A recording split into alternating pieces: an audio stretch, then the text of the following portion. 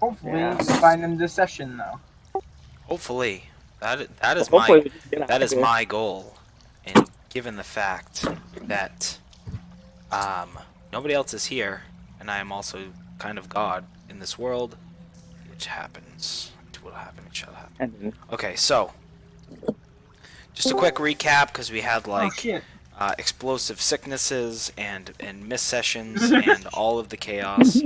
So, just briefly, you all met in Nusha, which is kind of like the trading hub, if you will, of Sud, the swamp.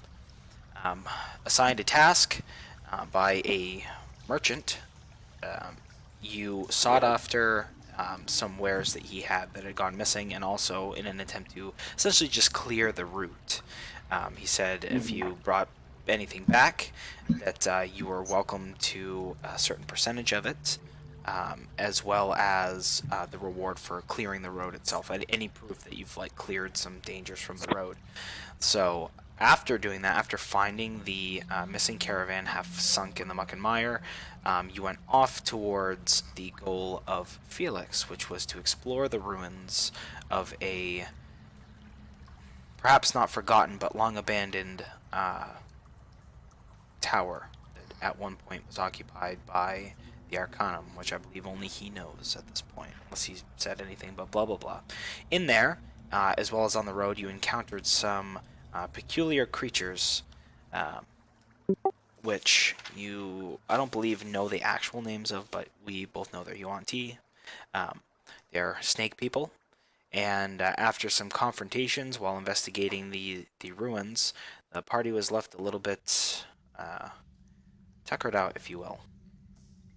So, starting off, what we're going to do is, if you would like to explain what Harold looks like,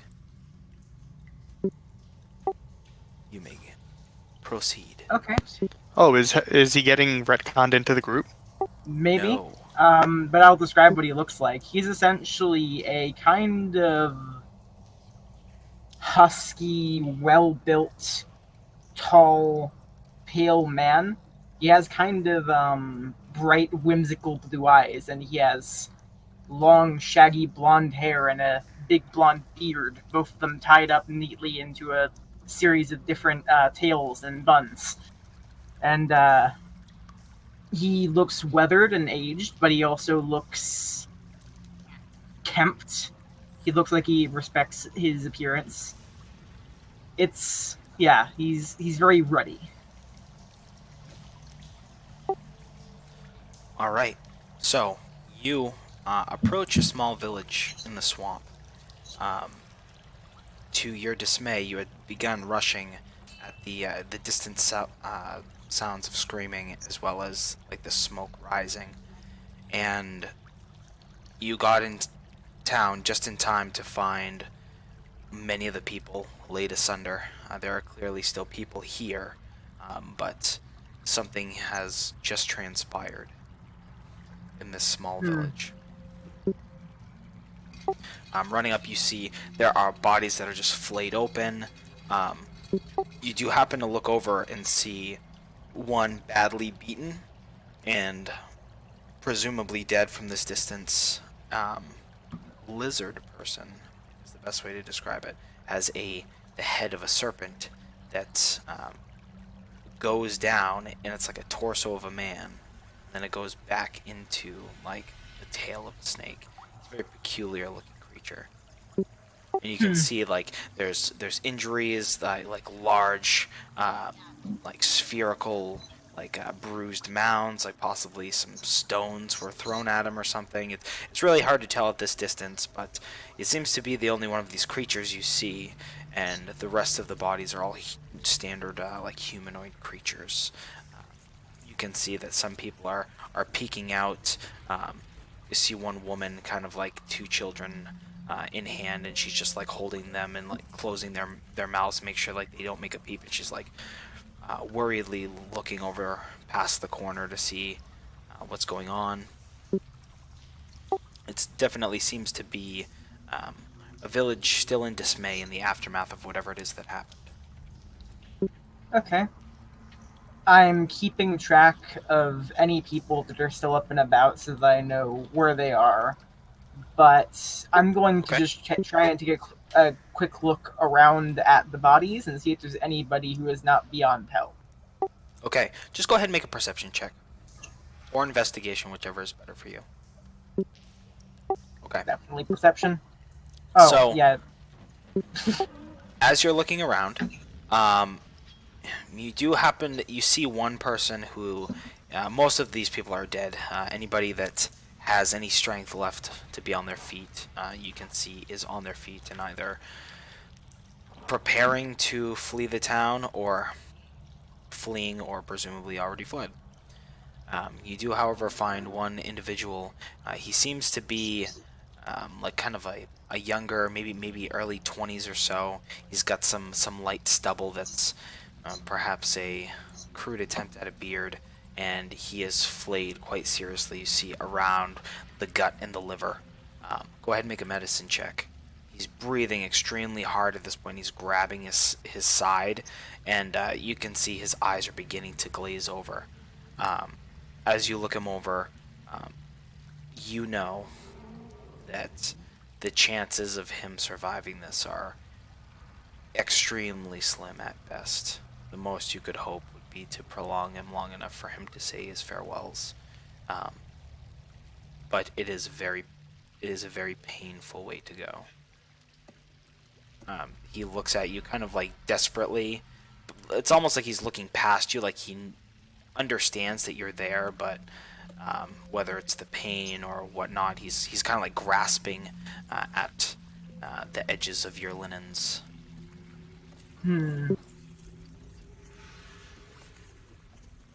Okay. I am essentially trying to... I don't know if I want to use magic or not for this. Yeah. I'm going to kind of kneel next to him, and I'm going to kind of grab my amulet that is, Ophala, the Rune of Odin. And I kind of look him in the eyes and I just go, "If you can find the strength, rise, son of Odin." And I cast, Healing Word. Or, oh wait, hold on. I think I need to cast that from Attacks and Spellcasting.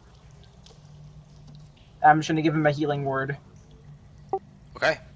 Go ahead and make a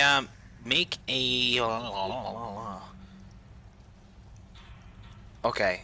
Like I said, this is very slight. Even with magical healing, like this is very slim. So, go ahead and roll a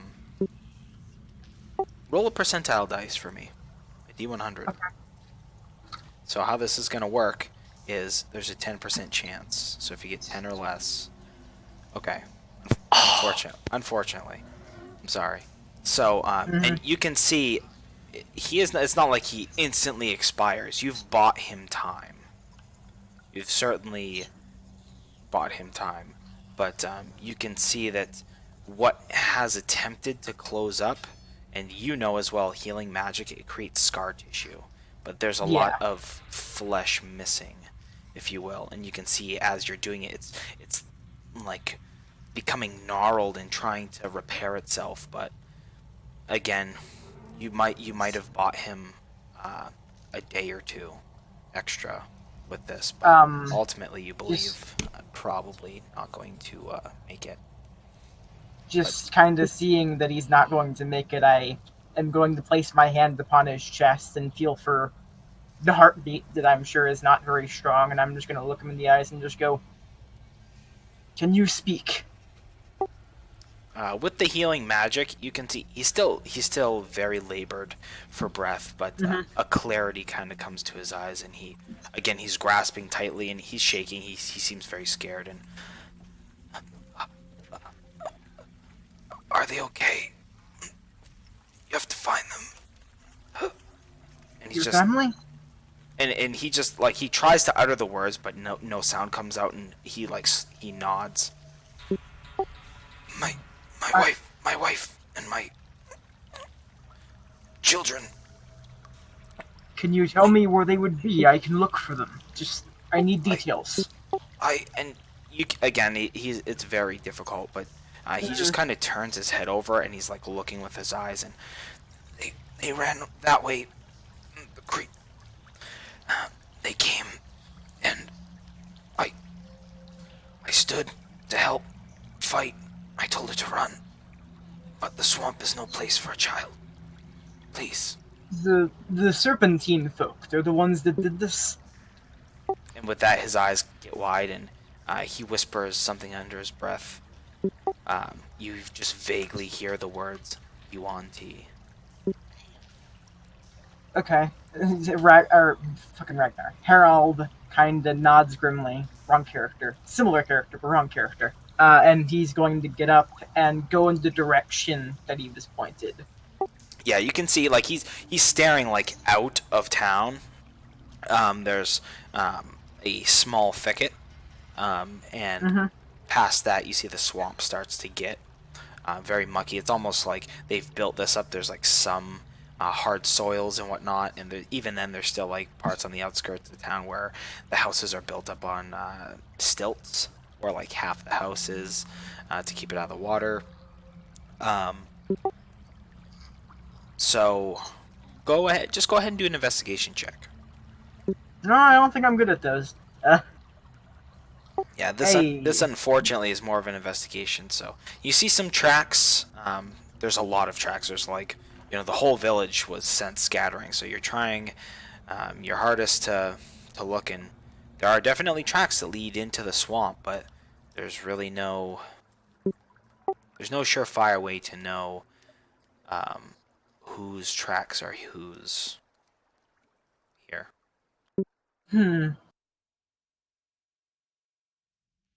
Well, I think I'm going to find the most intact set of tracks that I can look at and follow those, because if I can't find who I'm looking for, I think I can at least find someone.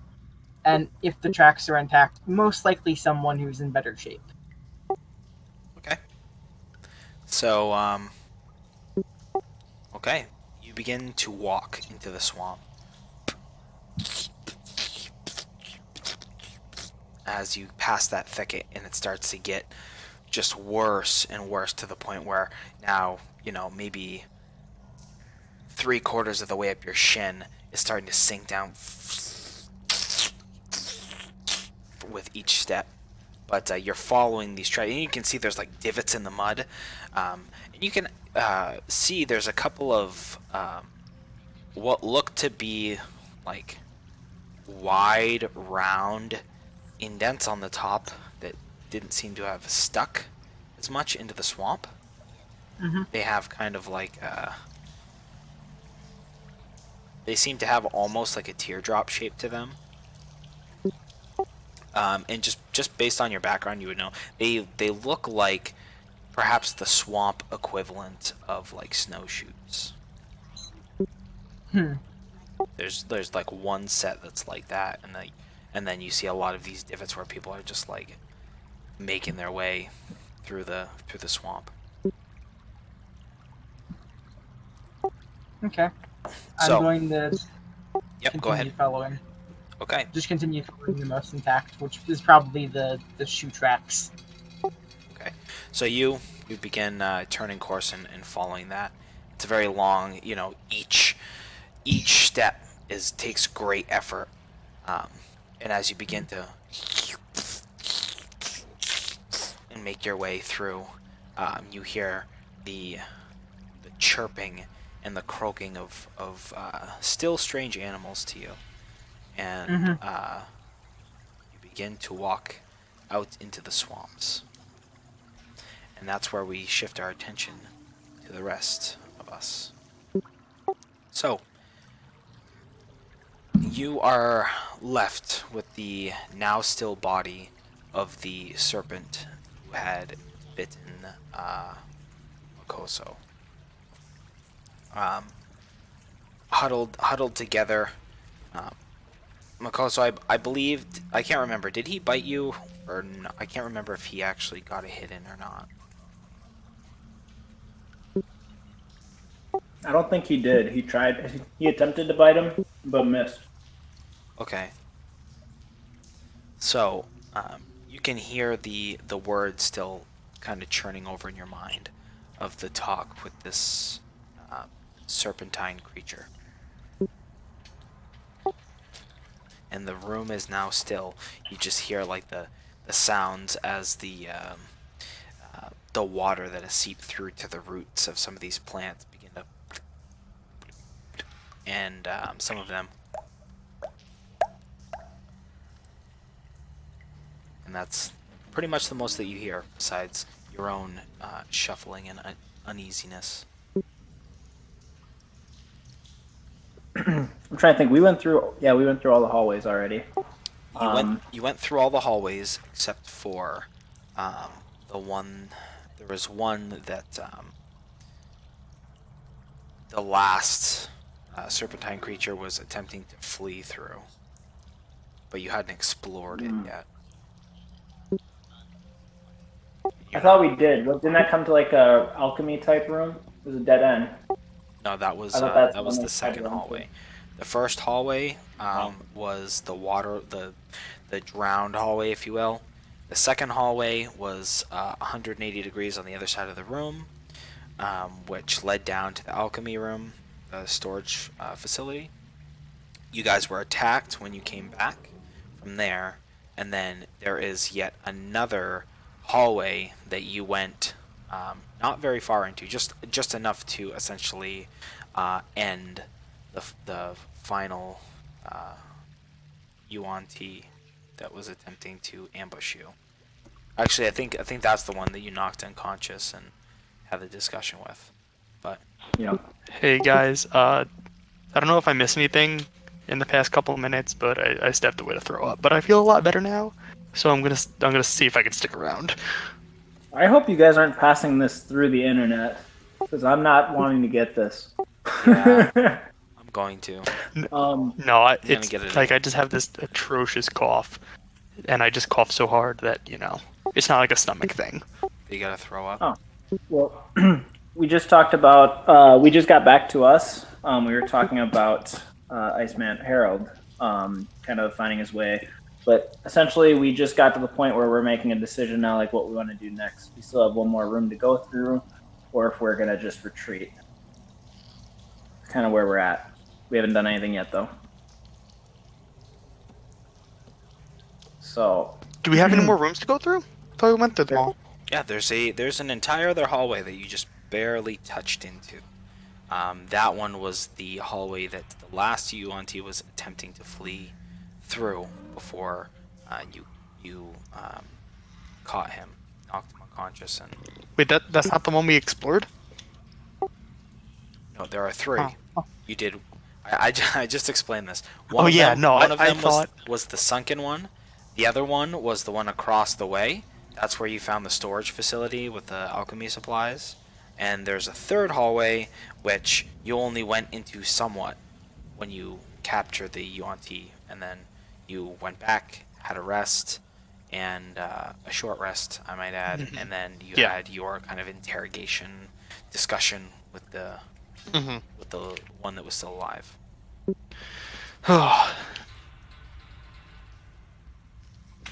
Fair enough.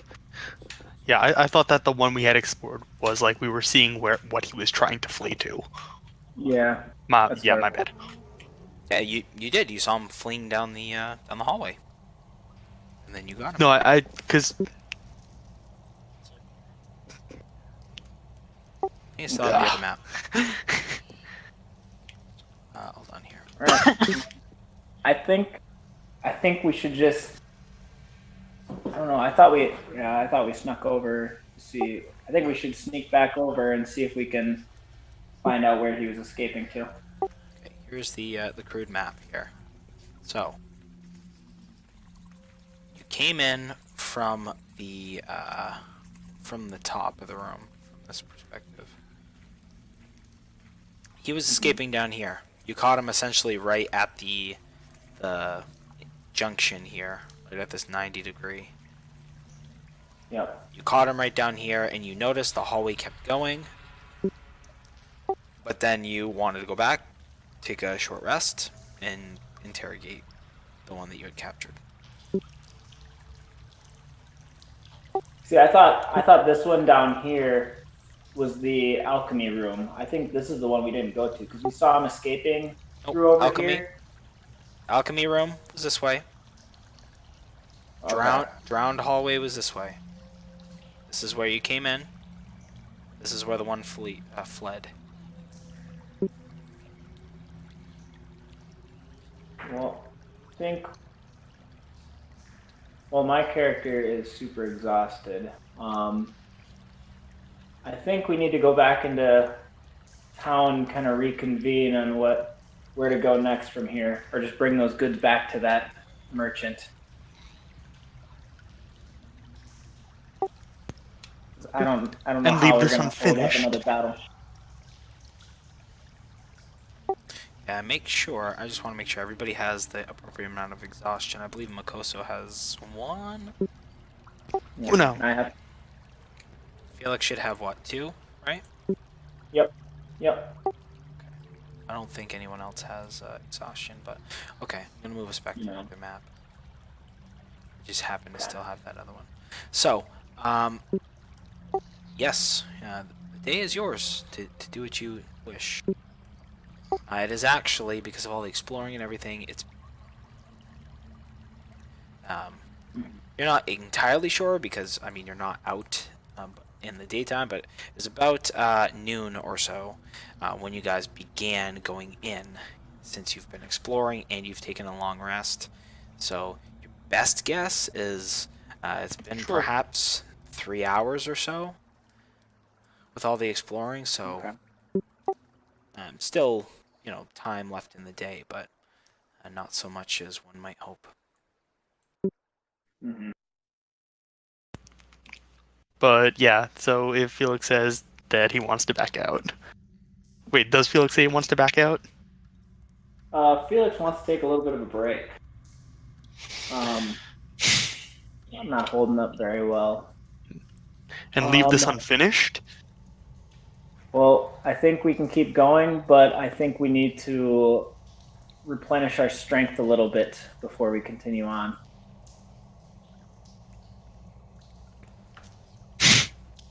Maybe have a nice meal and sit back in one of those barracks rooms. That snort was in kinda character, hold by on. the way. What? I said that snort was in character when I went. Oh. All right, you're carrying me the rest of the way then.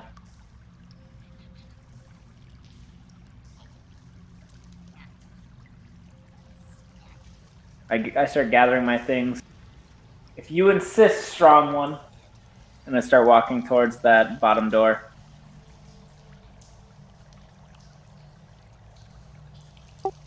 Meaning the long hallway? The one that we. Yeah, one the we have- one we didn't check. Okay. So you do know you were in the hallway somewhat.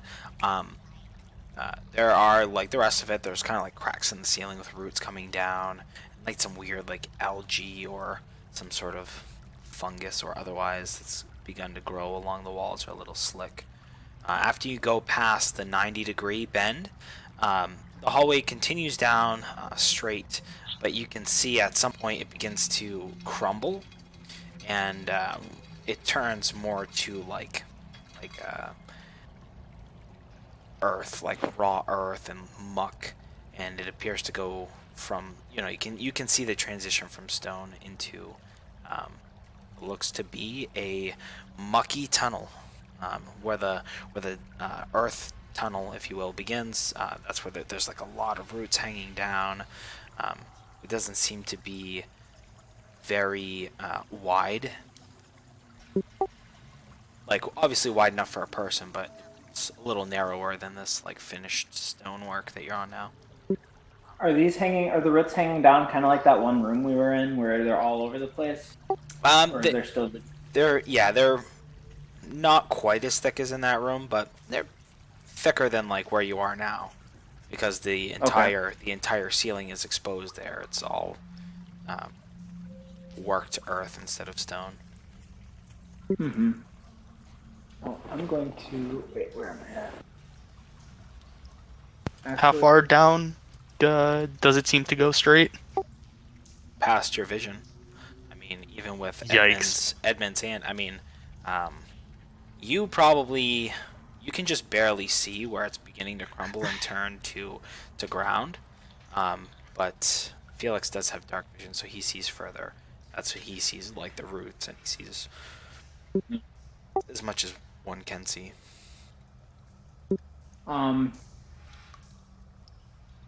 Edmund, I think a little light for the human fellow might help. Yeah, he's had it on the whole time. It's just Oh, that gotcha. even I'm saying It doesn't with- extend far. Yeah, Okay, gotcha. Big one, I think you need to go first. Be my eyes then. And Makosa will walk forward. I will add that you And I explained, still have a torch. and I kind of explained what's ahead of him too. Yeah. But like he can see past the torchlight, so Yes, he can. I'm just kind of quietly relaying the message on for anything I really see. Okay. So as you walk down into where it becomes like raw earth, there's probably like 6 to 8 inches of water, and it begins to creep up, not all the way, but to the point where it's up to like your knee or so, going down this tunnel. Just going down the tunnel. You have to like part these roots as you go. You shake a couple of like grubs that are hanging on the roots kind of off of you, and continue to make your way down. The tunnel doesn't appear to be entirely straight. It's windy. You can see at one point where perhaps they hit a blockage, a large stone in the earth or something, where it just abruptly, like a puzzle piece, it has like a radius and then it keeps going straight. Until eventually you come to what appears to be like a fork. There's like 3 of these tunnels that kind of converge. The one you're on, there seems to be one that's come from like the right of you and kind of behind you. It's like an angled, and it appears that these 2 paths converge into this one path that kind of continues going straight but veers to the left. Okay. I want to listen around, see if I can hear anything. Okay. Go ahead and make a perception check, because that was a persuasion check. Oh, shoot. solid. Didn't see my buttons. That problem. works. I'm persuading them to talk to me. I persuade the darkness. I persuade the darkness not to be so dark. You don't appear to. You don't see or hear or. Well, there's some strange smells down here of like this weird dank tunnel, but besides that, nothing out of the ordinary. Most of what you hear is just the echoing kind of sloshing of Makoso, just like as well as I mean everybody pretty much. It's a group effort. How far down the tunnel did we go? Like distance-wise? We'll say, I mean, you guys were traveling for like 10 minutes or so before you got to this fork, and it doesn't appear to be like it seems to be like the same old. Like you're just making your way through this tunnel, and there are no lights down here. It's a little chill down here. I'm guessing both tunnels look fairly similar. Just looks like more tunnel either direction. Yeah, it's hard to tell. You look up the path that goes ahead of you and veers to the left.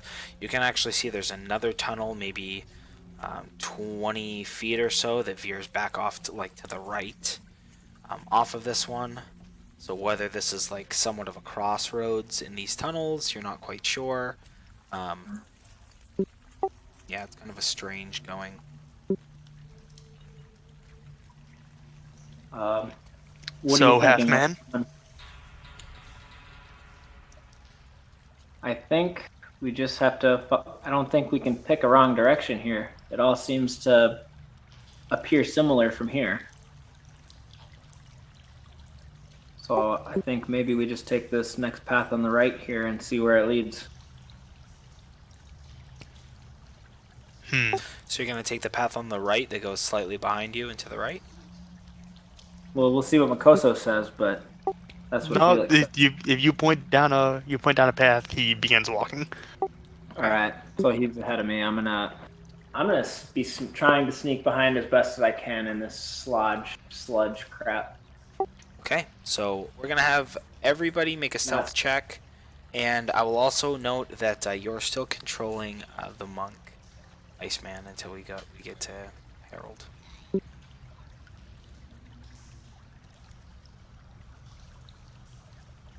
Feels good. Hey, Nat 17, it's not bad. That's for Rester. And, oh, that's right. I have to grumble. I have to do.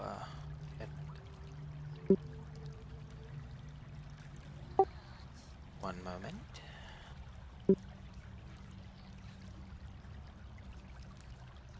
I forgot we still had Razdar with us. Okay, so Yeah, I forgot too, and I'm controlling him. you can see with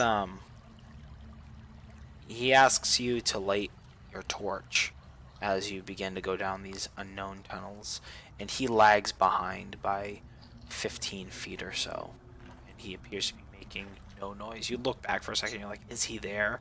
And then you just ever so slightly make him out against the walls of this this earthen tunnel. Makosa, you're actually being fairly quiet. Felix is actually mostly due to his height and the way he has to move through the water. It's like everybody else is being fairly quiet and they're just slowly moving so the sloshing sounds don't echo through. And, you know, Felix pretty much has to do the doggy paddle to help him as he's like making his way. And I mean, you're probably up to like what, chest or neck level in this water. Nice. All right, I'm gonna keep myself in between Makoso and where I assume Edmund is, for the best I can make out of him at least. Okay. Some kind of have some buffers. Okay.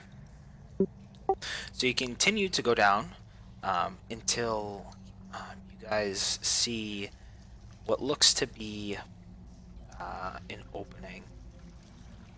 And you can see some other lights that are inside. You can just barely see just the way because it kind of like curves around. So you get the first hint of it with a light that it seems to be flickering like down the hallway ever so slightly, and it as yours matches it as you approach. You kind of peer over and see this open cavern. Can't really make out a whole lot at this distance just because the tunnels are somewhat narrow and they do have all those roots on them, so it does block some of it. But it appears to be, at least like a 15 by 15 or a 20 by 20 sort of best guesstimate chamber. There is light coming from it. Well, I'm gonna just keep behind Makoso. He's bigger than me. I think I'm gonna... Yeah, I don't know. I think I'm gonna go to where I can keep making my way over there until I can kind of see in a little better, see what we're working with. Okay, go ahead and make a perception check. And I'm going to have you make another stealth check since you're approaching.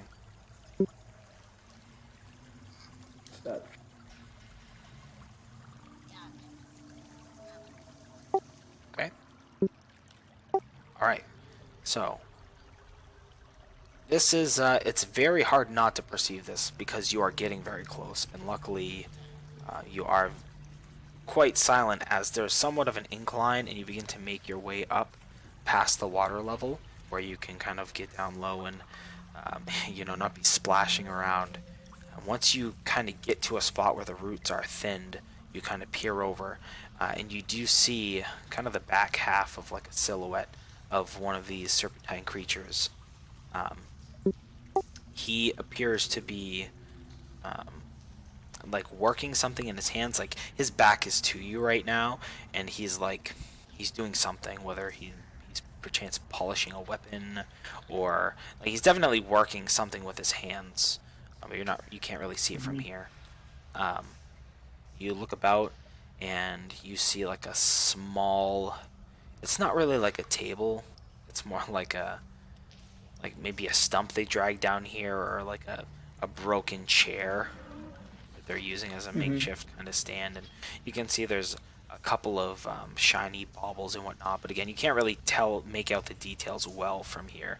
You can just see the glints and shimmers that reflect off of them. Okay, what was it that was shimmering? I think I got cut out for a second.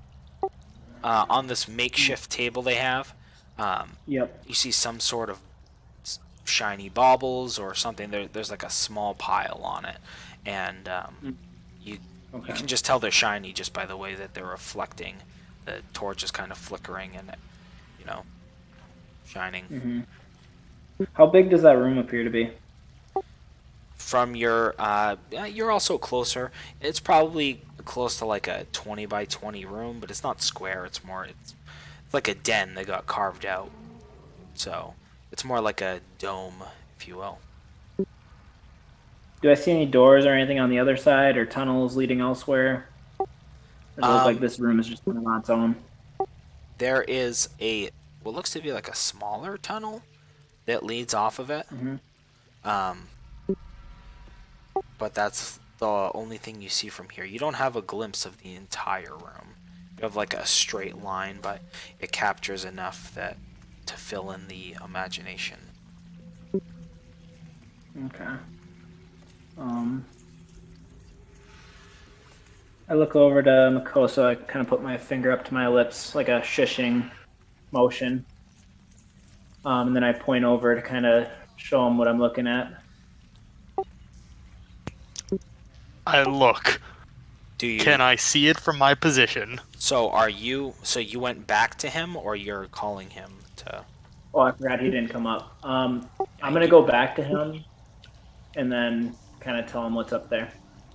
Okay, yeah, you can't see that much of it. There's like a crap load of these vines. They obscure your vision quite a bit.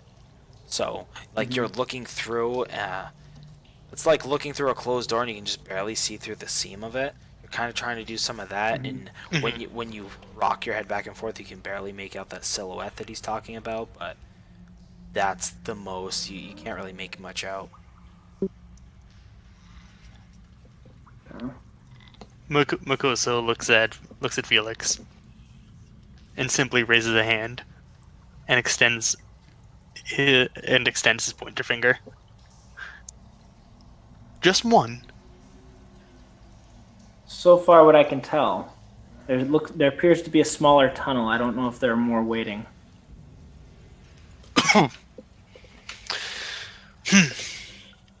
Well, are we prepared for combat? Almost. I think I'm going to create an illusion so it looks like that that other tunnel is blocked off, so we can hopefully not have unwelcome visitors. Okay. With like minor illusion. Yeah, I'll use that when we get up there. Okay. I was gonna say, I think the range, like you would have to be a little closer. Yeah, it's 30 feet, so I'll have to 30 be. feet, It'll yeah. have to be one. Real close. Yeah. I'll have to be like. It's like a 20 in foot. the- Yeah, it's like a 20-foot diameter dome, if you will. So you'd have to be like, just before the entrance of the room. Yep. I think we should sneak up and try to take him out before he notices us. And with that, you can hear like a cling, cling, cling, cling, and he slithers over closer to like the center of the room. He's like, and he's like saying something in this guttural language that you don't understand, and he's like fishing through the muck, and you can see as he doesn't turn to you, but he turns enough that you can see in the light that he's holding something up, and he's like rubbing some of the muck off of it and like shining it on like a bit of cloth that he has. Okay. He appears to be inspecting whatever it is that he has and being What can cautious of it. I can't really. You said it's like some kind of cloth, or he was using cloth to wash it off? He's just using cloth to wipe it off. He dropped it into Okay. the muck, and he was just trying to wipe it off. Can I see like what kind of shape or anything it is, or like how specific or how much can I actually see? No, Not it's much. you just see a small glint in a very subtle, like, as it hits the muck, and then he's inspecting. He's like moving all around different angles, and it's not really much. It appears to be he's holding it in his hand. It's not super huge, but especially from here, the only reason you really know that he's doing it is because there's a slight glimmer, and then he's making motion, so you can tell by his gestures that he appears to be looking at whatever it is. But even that I'm kind of giving to you because you're so small, you can kind of see below the vines. But again, Okay. at your distance, it's difficult to tell what's going on. Okay. I look up to Makosa and I tell him, I think we need to kill him before he notices us. He's looking this direction, though. I'm gonna create a bit of a distraction. I'm gonna use. Actually, how far away am I from him? Like when I was He's about in the sneaking center. kinda up. He's in the center of the room, so you're Yeah. about, I'd say, 25 feet away from him. You can see him. Other people, it's a little difficult. Remember, they're pretty good against magic. Yeah. Well, I was gonna. Edmund, do you think you can get a little, or how? Edmund's probably not by us, is he? Or is he still sneaking in the background? He's behind you guys by like 10 or 15 feet. If you look back, go ahead and make a perception check. See if you can see him.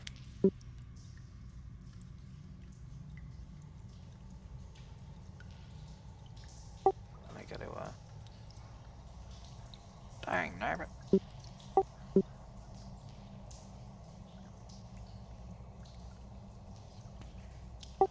No. You look behind. Does he it's not just- reveal himself? No. Oh, He damn. let you guys walk ahead, and was specifically he let you know that he was going to hang behind. Oh, I thought Felix specifically called out Edmund. No, I didn't call out. I was gonna go back to him. I Oh. just can't really see where he's at right now. I'm gonna head back towards his direction then, and kind of whisper out, Edmund. You kind of like you're doing that, and there's just a clap over your mouth as you hear in your ear. And he leans in Okay. close. How close do you think you can get to the lizard thing without him noticing you? There's a Actually, I'm brief- gonna. What's up? Actually, I'm gonna go to Razdar and ask that.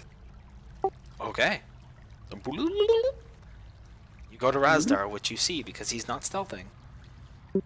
Yeah. I completely forgot Razdar was here. I know. That's what I'm thinking of. Like, I gotta get him over there. He can be our distraction. Yeah, we gotta get him killed. Okay, I'm gonna have They're gonna- everybody go ahead and make a stealth check. You can see he looks in your direction like a little queerly, like unsure. He's kind of like looking. All right. Ooh, that's a good Ooh, number. A 0. a were 1 minus 1. Yeah, so. That's you're really impressive considering I was standing still. Yeah, so you're standing still, but you kind of like look behind you a little bit, like as he's walking past you, and your armor kind of latches and catches onto some of these vines, and they hook under, and you're like, and you're trying to like wriggle yourself free, and you begin to make some splashing noises you didn't mean to, just because the sidewalls and everything is just very slick. So you like, and you see this creature. He tosses aside the object he was looking at into the pile and begins to slither up. We're going to go ahead and roll initiative. Dang. Sick life. Man. The classic not moving stealth. I know. Love it. Well, Ah, I wasn't on a thing. Garbage. Like I was expecting a 0 stealth to be like you explode or something.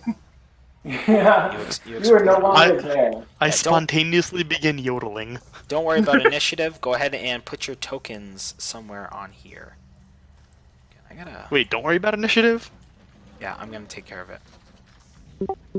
Oh, my bad. I thought I just did roll initiative. He did. just So say you roll guys initiative. are like, it's like a windy kind of. Here's this bullshit.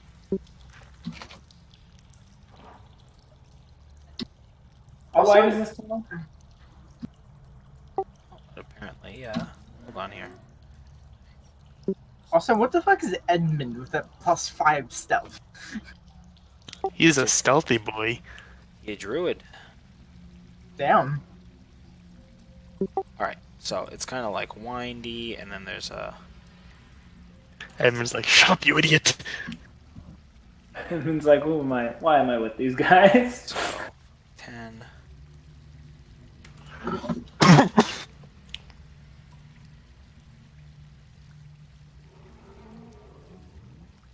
All right, and this is kind of where that path is. I'll just put a little X over here.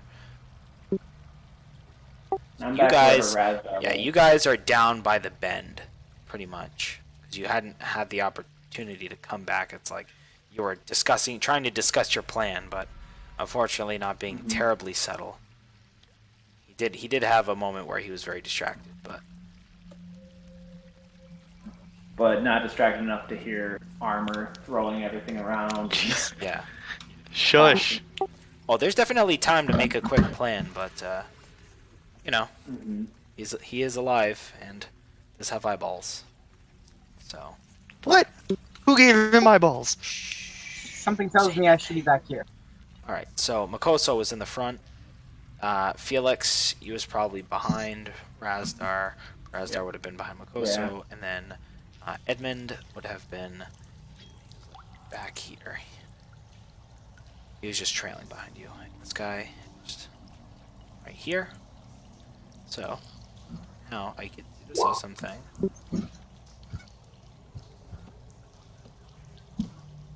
Hey.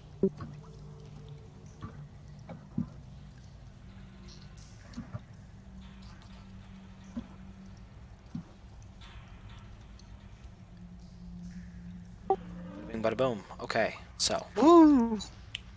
hold on. Let me see what Edmund has here. Gosh darn it! I hate running people's characters. Oh, you so got much. that. You got that fancy thing. I got all the stuff because I'm amazing. But hold on here. I gotta put on my battle. Amazing. I gotta put on battle music for one. I might make a rule that says that if you're not here, your character just disappears into the ether. Because I hate running player characters so much. I agree. And it's been every week. So every session. Make I your should life say. a little easier. All right. Yes, now- disappear into the aether. Okay, I just want to see. Okay, so he does not have a lot of spells left. Poop. So he hears the commotion. He can't really do anything. Yeah. Why not? He's like out of spells. So 3. The most he can do is he moves up behind you and he kind of like takes his bow out. He's notching an arrow, but that's the most that Edmund can do from here. And Razdar. Right. So, is there any? Can I squeeze past Makoso here? Yeah, he can sidestep and allow you to go by. Yeah, I will allow you to. And then 40-foot speed. So that's perfect. Pretty much. Alright. Yeah, I'm just gonna charge this dude and start beating him up. Because So he's Yeah. so 5, 10, 15, 20, 25, 33. You got 40? Yep. So you can get there. it's exactly. Wait. Count the spirit. So 1, 1, 2, 3, 4, 5, 6. Well, 7. you're counting it from after. You still have to move the square you Oh, were in. right. Yeah. Yeah, so you can get that far. And I don't believe Razdar has any more key points left. Nope. Don't those refresh on short rest? Ew. Why did I think they refresh on short rest? Holy crap! I guess I'm just gonna stand here then. Maybe they do. Let me just make sure. I think it's long rest. It's short or long rest. Okay, so it is. It is. Yep. Okay. So you do have key points because I forgot you guys took a short rest and I thought it was long rest and then it turned into short rest, or maybe that's Bard. Yeah, I think that's Bard. That's Bard's at level 5. Yeah, in inspiration. Yeah. Okay. Okay. Mhm. So wait, I don't know if there's anything that I can do with my key points that would help me here. So You can dash. Okay. is that a thing? Yes. Yeah, you can use a key point as a bonus action to dash. Okay. Or you I'm could. gonna- He does have darts if you wanted to use darts. Yeah, I use the key point to dash as a bonus action. I'm gonna run up and I'm gonna smack him. And Okay. he still does not have any kind of weapon roll because this person did not create the character sheet well. Okay. So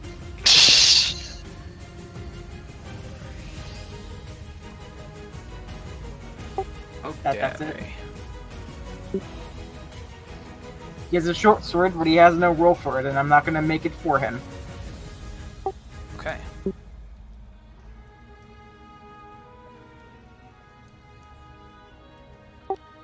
Okay.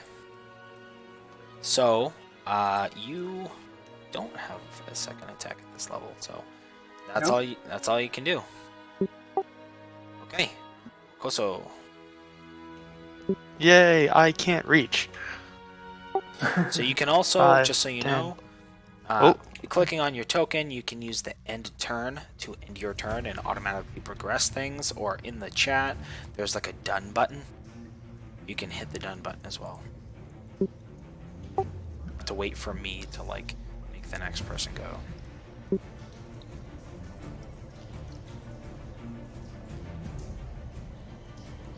Yay! I moved. And I have an action. Alright. Ugh. Makoso is going to lift up his warhammer. What's up? Lift up your warhammer, Makoto. And it is going to he's going to glow, and he will point and channel an eldritch blast at this thing. Okay. Roll The that. energy fires from his warhammer. Woo! As there's like a weird sucking sound and then like a hollow as it he ducks under it. It just like narrowly passes between his head and Razdar's head, and it goes where that actually straight through. That would make sense with the line, and it hits right where this tunnel begins over here, and like a big piece of muck and root just like falling into the muck. Yuck. All right. Is that your go? There you go, buddy. So he's gonna go ahead and Brown, now seeing that there's multiples of you, and there's no light coming from the tunnel. It was you two, but he's gonna call.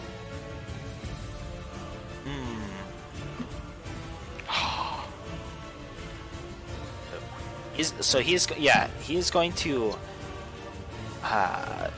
It's like a weird whisper sound. It doesn't sound like that guttural noise, but he's like,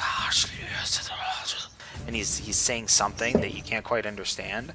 And with that, he lunges forward into Razdar and does his multi-attack. He's going to do. Pulls out a scimitar, takes one slash as he's pulling it out, and then he goes in and attempts to bite you in the neck. Alright. So the Nope. the scimitar, you just easily you deflect. He's trying to get it out of his sheath as you kind of like punch his wrist, and he can't quite get it out of the sheath, and aggravated. That's when he jumps in with the bite, and that is just he's been caught off guard. He's off balance at this point, and it just goes wide, glares at you, and that's all he can do. Is that all he can Them's do? the rules I like. Yeah, you know what? Yeah, he's going to. He just kind of circles around. He just takes like this side step as he seems to be analyzing. Okay, I'm gonna shoot him with Firebolt. so that is enough to hit. So it's a Yeah.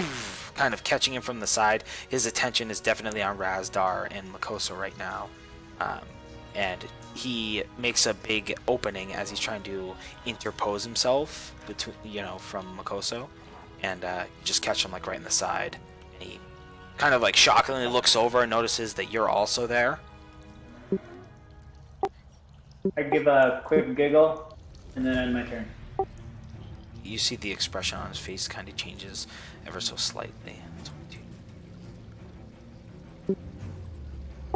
That's 6. Okay. And, don't really... Yeah, he's... Oh, wow. I didn't mean to do that. That was cool. He's going to use his dash to... 1, 2... What the heck was that? Okay, so he's going to circle around the room here on the outskirts. Alright, Razdar, your go. Yeah, because I want this character to be yet less useless, I'm trying to get a short sword from the compendium like he's supposed to have, and it's just not working. No, he doesn't have So- it. I mean, he Yeah, can use a I- scimitar, but I don't believe that counts as a monk weapon. Unless- No, he had a short sword in his inventory. I deleted it, and I'm trying to get another one, and Oh, it's gosh. not doing anything. Whatever. I got you, bro. Jesus. Like, he had a short sword in his inventory, he just didn't have an attack roll for it, and I'm like, what? Entering stuff in like a dunce, like instead of dragging it. But I can't drag it for some reason. Just doesn't do anything. I don't understand.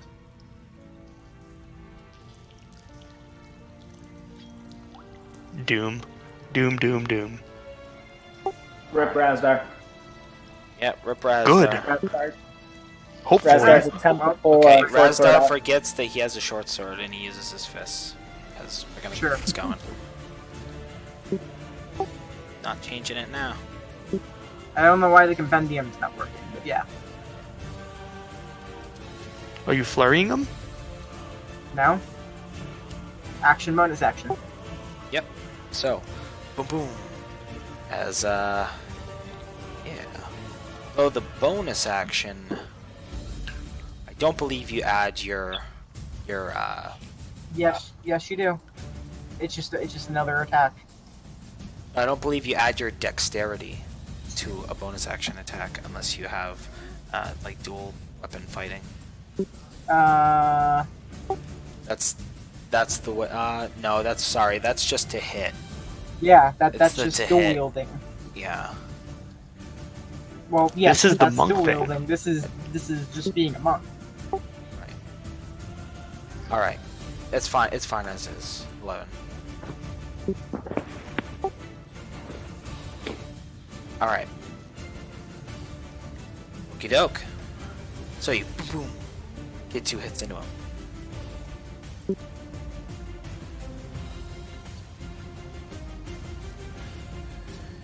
Yeah, it's just a regular normal attack with unarmed strike. Okay. It's just a bonus action.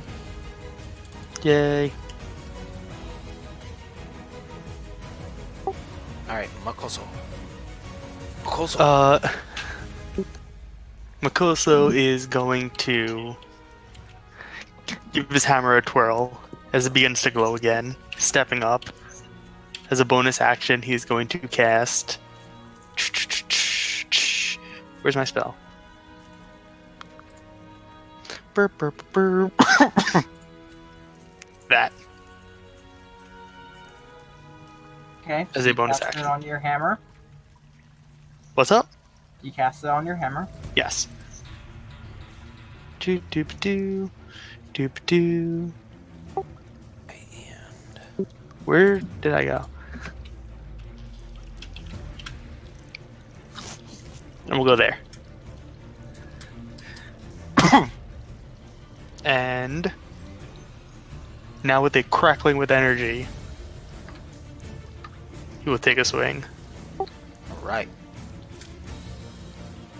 So, unfortunately, No.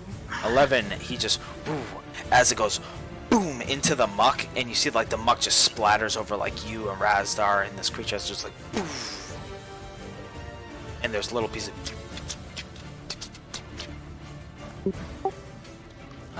It's next time you hit with a melee weapon, so right at the last second, you back off some of the energy, and you can still feel the energy is still going to be behind your next strike.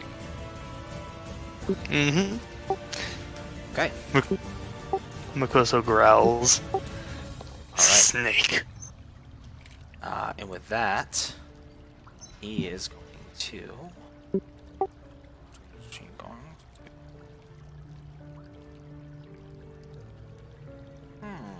Peculiar.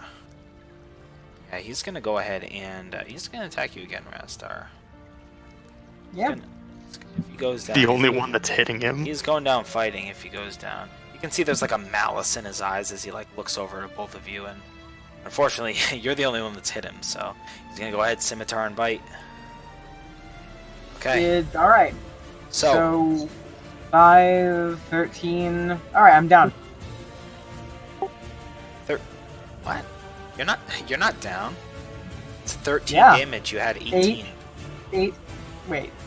13. Yeah. Fuck. So you're still up with 5, buddy. So I can't He's do trying math. so hard to so- die. And also I'm bad at math. All right, we want him to die, but not that bad. Come on.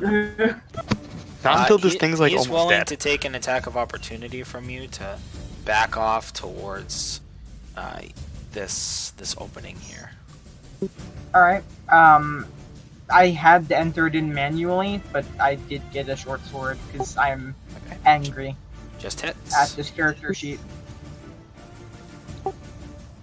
Okay. Felix, your go. All right, I'm going to move over here. What I do, and I'm going to try and levitate him. Okay. Constitution saving throw. Which he Levitate does all have the things, advantage dude. on it. Wow, these guys have crappy rolls against your stuff. So yeah, he and, like attempts to get his balance as you lift him up. How high are you lifting him up? It's not very high. It's Not like very. a dome. So Not very. Okay. Just off the ground so we can't. Okay. Just disorient them a little. Yep. So you can try to run, but he's not going anywhere. And let me click on. Where do you think you're going? And with that, he's doing that, and he's doing this weird like Jesus again, and he begins to look around worried. Go ahead, and I'm just gonna have everybody, because it's the top of the round and it's easy. Everybody make a perception check.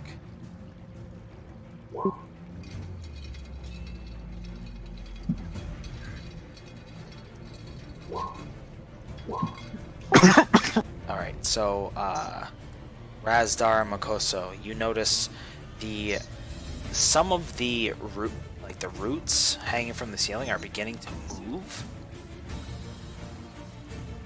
and Move.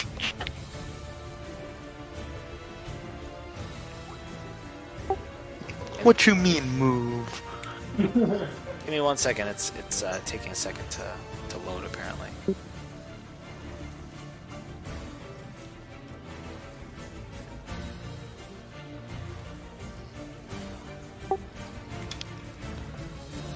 I don't know how I feel about that. That looks like a snake. Oh. It looks like another snake. Oh. And another snake. Yes, there are other snakes. So as you two notice, they begin to move. Some of them have heads and are kind of multicolored. snakes that have Multicolored. Yeah, well, some of them are different shades. Some of them have like the red and yellow bands, like it shows in the picture. Like they're not all like the same kind of snake. It's like a swarm of poisonous snakes, if you will. But you're not sure if they're Venomous. poison. The monster manual says poisonous, so. Ah, Chef. But tomato to venomous, whatever. So they're gonna go ahead and they're also gonna roll their initiative here. Give me 1 second. Let's see if I can do it with the combat tracker. That's one thing I didn't check is if adding people, if you can just roll real quick. You know what? He did call them last turn, and they're just starting to act. Yeah, I would say it's appropriate because they had like what, a round and a half. So yeah, they're gonna go now as they're waiting to strike. So these ones can't move that far, I don't think.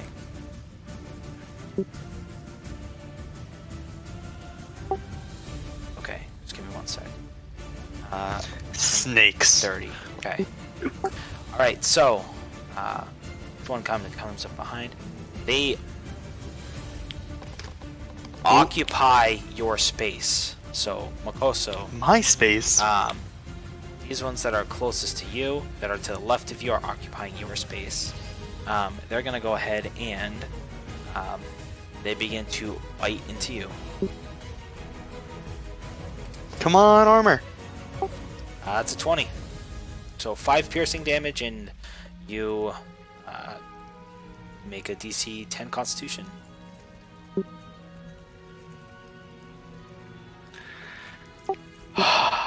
Nice.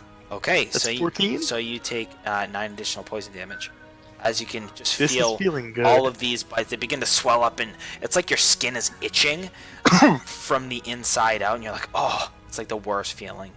These other ones kind of 4d6. yeah. So much poison. So these ones are gonna go on Razdar. mm-hmm. You're gonna go ahead. That's 18. Yeah. So 3. So you take 3, and then okay, so you take half of 46. It Probably. makes you unconscious Probably. anyway, but Yeah. Yeah. Cool.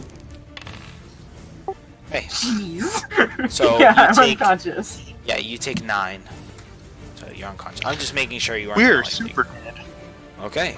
And these ones are going to. They're pretty much right above you, Felix. They kind of like essentially plop down onto you as it rains snakes. Sweet. Man, I'm gonna be so mad if someone heals me. Oh no, don't worry. This is the wipe. 11. That. Okay. So, go ahead and make a DC 10 Constitution saving throw, please.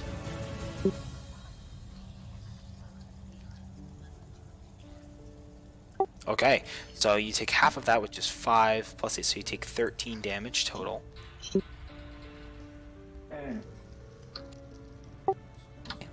And And then it is Edmund's go. Edmund, go ahead and make a Constitution, a concentration check as well. And then I think that's going to determine what Edmund's going to do.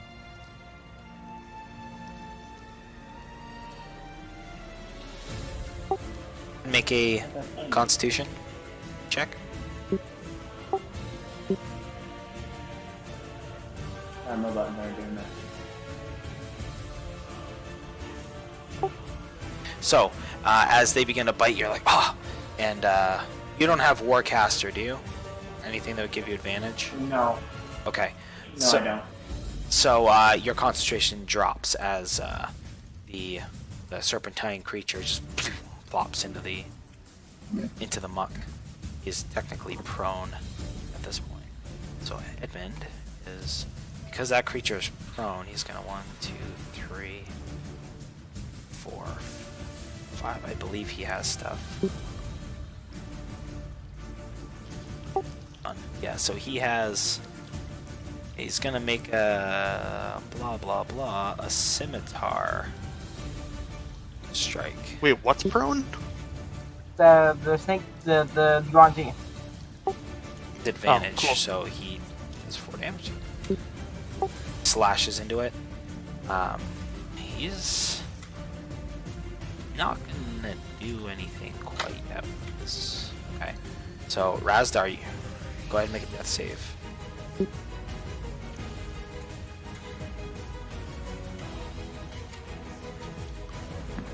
Fail.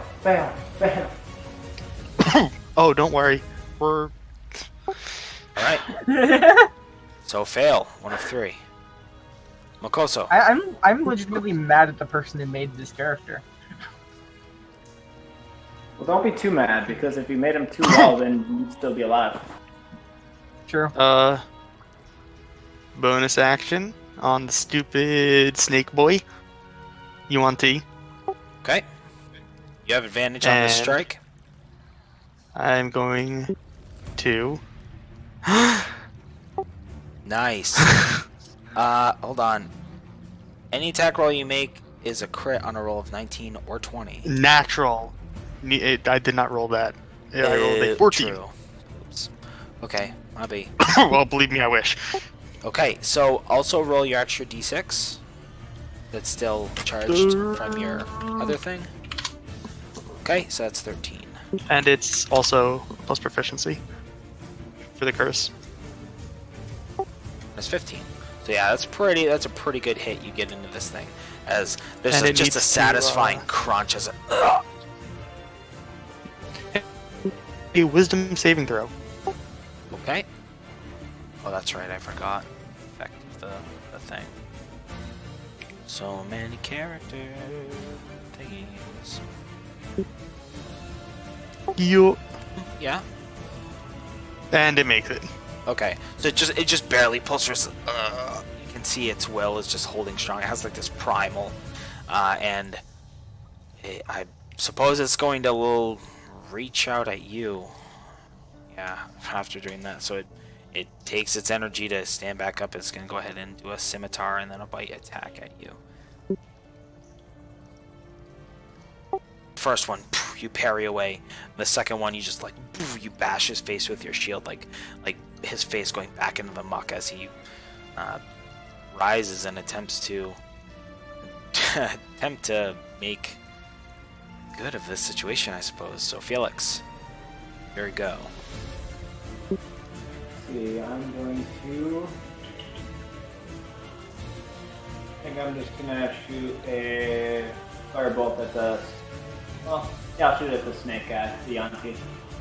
Okay, that is a hit. Please die.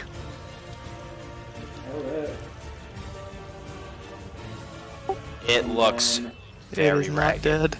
It is not dead. It looks very ragged. And Uh. well, kill it and help me. I got that snake right on top. We're Good luck. trying. Razdar at this point is like, he's face down, like his feet are like touching some of the muck, and these snakes are just biting and begin to chew into him. At the top of the round, these poisonous snakes are going to take their bite attacks, which is an automatic critical, which ends Razdar. As they begin If it to, hits. I'm pretty sure it's gonna hit. You never It know. might roll 1 and 2. No.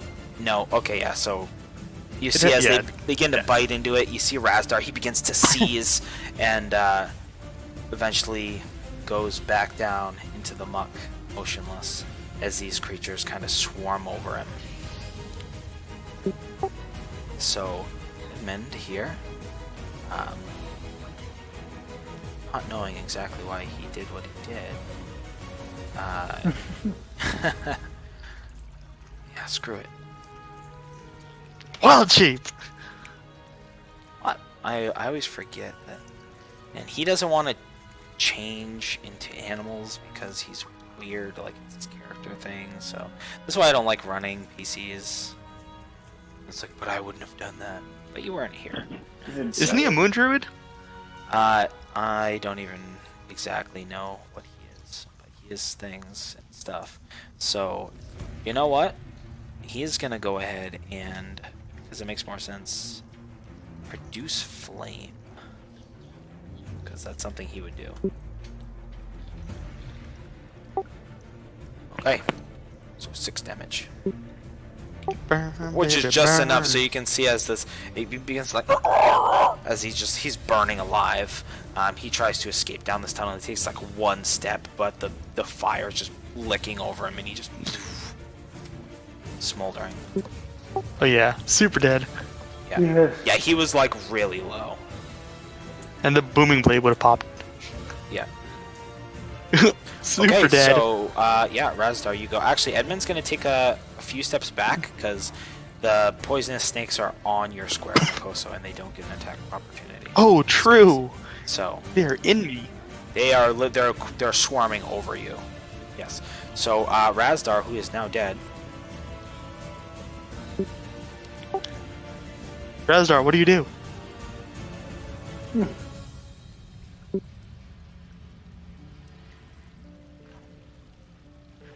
How can I attack these things that are on me? You can use normal attack to break them free. Okay. You are down 1. You look over and see Wait, the thing died. Razdar. Yeah, the other thing died. So I regained my health. Yep, there you go. I glance over. I see Razdar's sinking into the muck. I thought there was potential in that one. And I'm gonna try and swipe these stupid snakes off of me. Wait. If I move, They are on you. They are so occupying I just carry them with me? I'm gonna say no, but some of them are on you. So they get an attack of opportunity on you. They don't get an attack of opportunity on anyone else. So Gotcha. you can shake them off and use your movement to get away, but they would get an attack of opportunity. It's your choice. No, it's fine. I'm just gonna try and hit him first. Okay, would you do so? So that's at the ones that are on me. And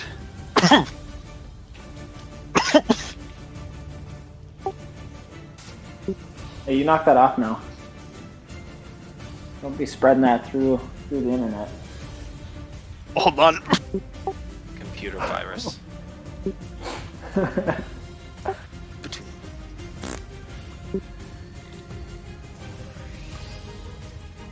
Nice face. Like the more Sorry, I snakes. just had a goddamn fucking Yeah, don't have a goddamn fucking there. We don't want any of yeah. that. Hey, we got another follower.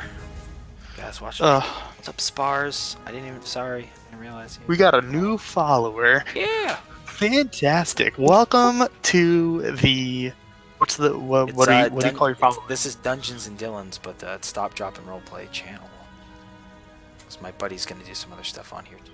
But like, what do you call your followers? I don't know. Well, You need to find a name. We'll all be Dylan and the Dylans. You will all be Dylans. All Dylans. It will forever be Dungeons and Dreidels to me. So it's thanks for following. You're now an official Dylan. Yeah, you are now a Dylan. Thank you for your You're welcome. Dylan. I mean, they could be a Dreidel, but you had to kill him. True. Okay, so do I want to take an attack of opportunity from this stupid thing? That is Probably completely up not. to you. As you take your hammer and like some of them that are along your feet, just like, and they smack against the wall. There's like a chunk of stone, as you can hear, like a squelch as they, and they fall into the muck, motionless. And then you either move or don't. Your Yeah, choice. I'm While gonna you're not deciding move. to I don't want to eat attack of opportunity. I'm done. Okay, so Felix. Did it work? Oh, it just lagged. So they're on me right now, right? They're on you. If you move, you take an attack of opportunity, but you can move away from them. Well, I'm going Or you could use the disengage action. Or you could use the disengage action. That is entirely up to you. Okay, at which one? The one that's on you? Yeah, let's do the one that's on me. And I'm going to do all of my missiles on him. Okay, so you take a second. You're like, okay. As these 4 things just like, boom, boom, boom, boom, and they take out 4 individual snakes. There's still quite a pile of them, but you've begun picking away at them. Okay. So the one that's on me is off of me, right? It's occupying your same square. It just didn't put it over you because it's weird. They are occupying your space. You still take an attack of opportunity. Also, can you go push to talk, Sarkopsalot? Sorry. I thought I hit my button, but I didn't. No, you did hit your button. That's why we heard you. You know what I mean. The opposite of what you actually mean. I'm trying. It's all we can do in this world. And make-believe worlds. Alright, so Felix. Okay, so at the top of the round, the snakes go ahead. These snakes to the right here are actually they're just like they're taking chunks out of this now mound of what was once Razdar. You can see one of them like burrows into the mouth. And it's just a little gross. There's chunks here and there, and just not a good time. This one that's on you, Felix, is gonna go ahead and hold on. I have so many windows open with all the people. Okay, and they're gonna bite you. It sounds like you guys could use a healer. Yeah, it absolutely We does. do. So you go down. Go ahead and make a Constitution saving throw, please. Did you use up all your things for the day? Yep. I don't want that those to were be gone a while ago. Okay, because I need a long rest. Okay, so you only take 5, so yeah, you're not like dead or anything. You're fine. So, but you are unconscious. The swarm attacks you, Makoso, with their bites, which hits you. So make a con saving throw, please. Oh, not again. Okay, so you take half of that, which is 8, so you take 15 total. And Edmund is going to Nice. Edmund's going to use his bonus action with his last spell, and with that he calls out, "This is my last spell. We should leave quickly." And he's going to pick Felix up with his healing word.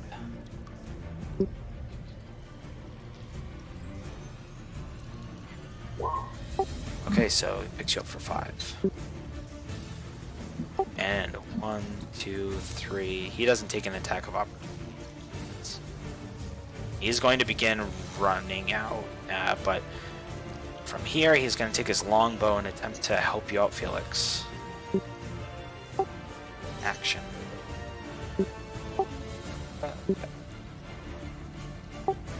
Alright, so, oh yeah, nice. Woo! So he just you see him, you like open your eyes as he exhales, lets loose an arrow, and it's like slow motion as you watch the arrow, and it picks out like 4 perfectly aligned snakes, and it pins them to the back wall. Like they writhe before falling still. Geez, 62 arrows left. Does he just wear like 3 cleavers? Well, there were multiple people with longbows that he picked up arrows from. Well, yeah, but I just can't imagine how that would look. Yeah, he's got them double stacked. Oh yeah, his like pack is full of arrows. Okay, Makoso, Alright. your go. So the only way I'm getting out of this is if I take the action to disengage. So my movement will not trigger opportunity attacks. Yeah, you should do that. I will. I This- use the disengage action. This is difficult terrain, just this one square. I'm What actually is? I'm gonna move this onto it.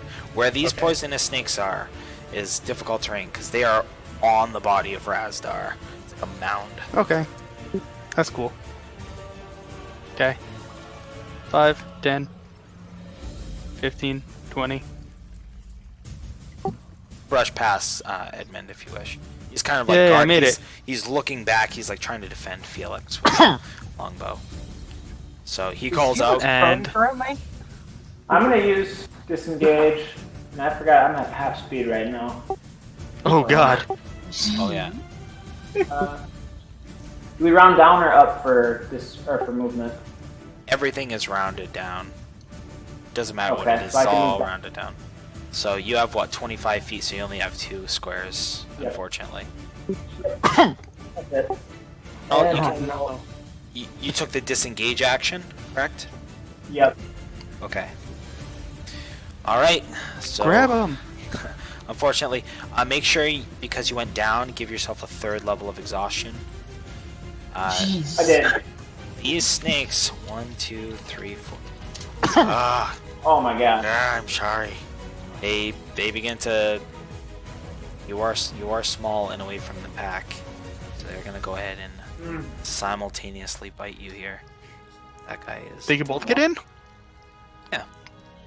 The other snakes, they waddled up. These snakes are content with Razdar, and they're not.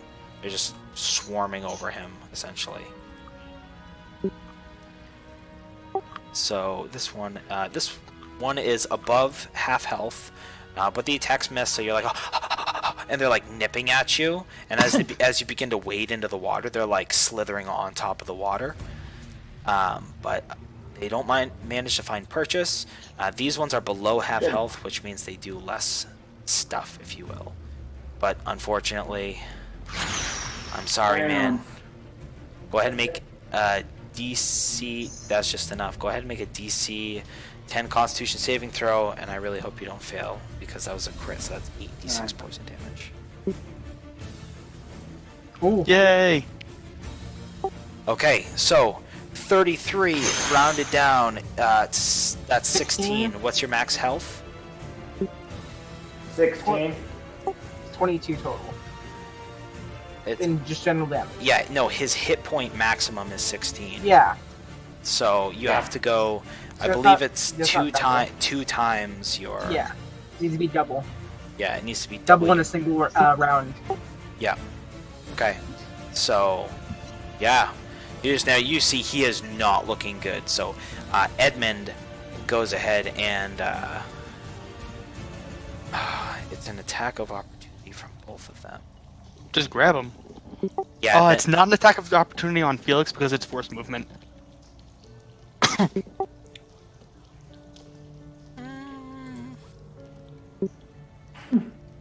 Leave me alone.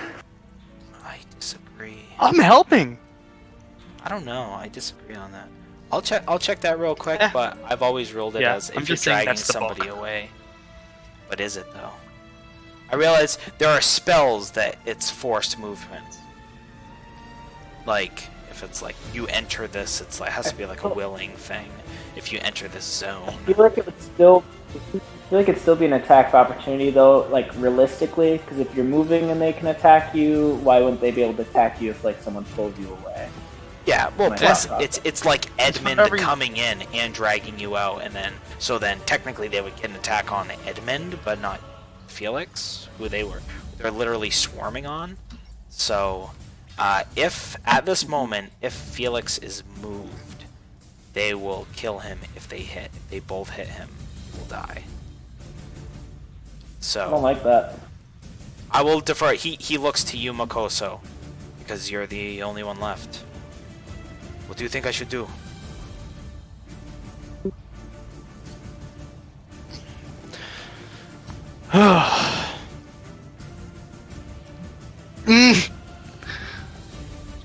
Out of.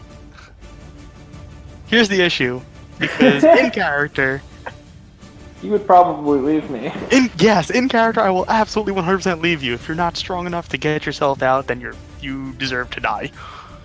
I feel like that's what would happen. I don't want to do that to you. Believe in the hearts of the gods, Yugi.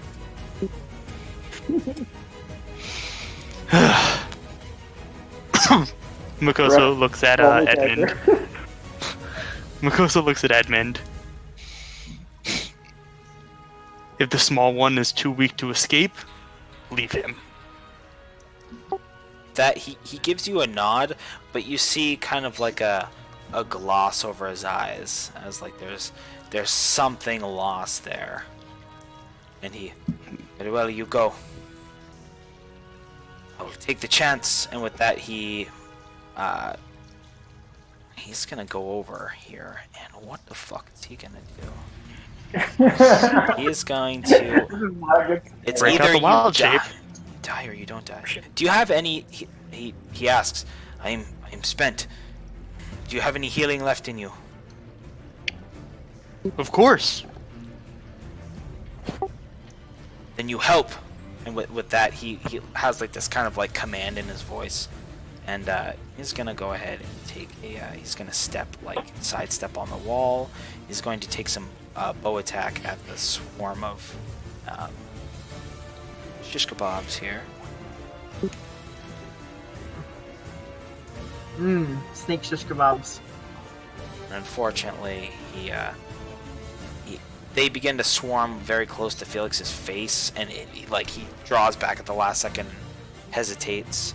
He's gonna, I don't know, what the fuck else can he do? He can't really do anything else. Rip. I think rip. Okay.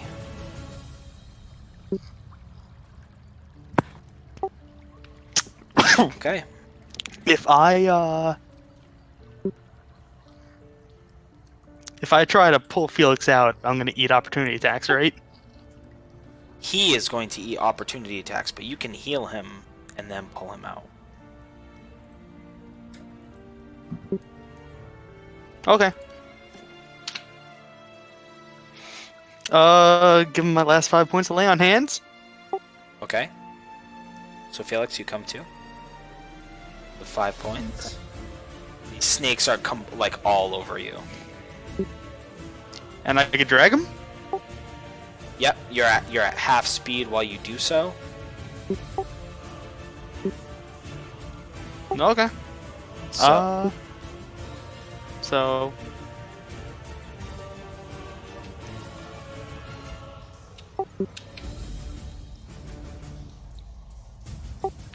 Okay. Come along. So whether he gets attacked or not, I assume you just. So one of them has less than half, which is this. The other one has more than half, which is that. So they both hit you, unfortunately. Go ahead and make 2 Constitution DC. So that's a save and a save. So I'm gonna roll 8d6, and that's gonna get halved.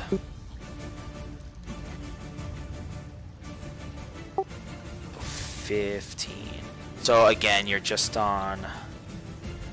You're looking pretty bad. Like, not dead, but close to it. But you're away from there, so. Alright.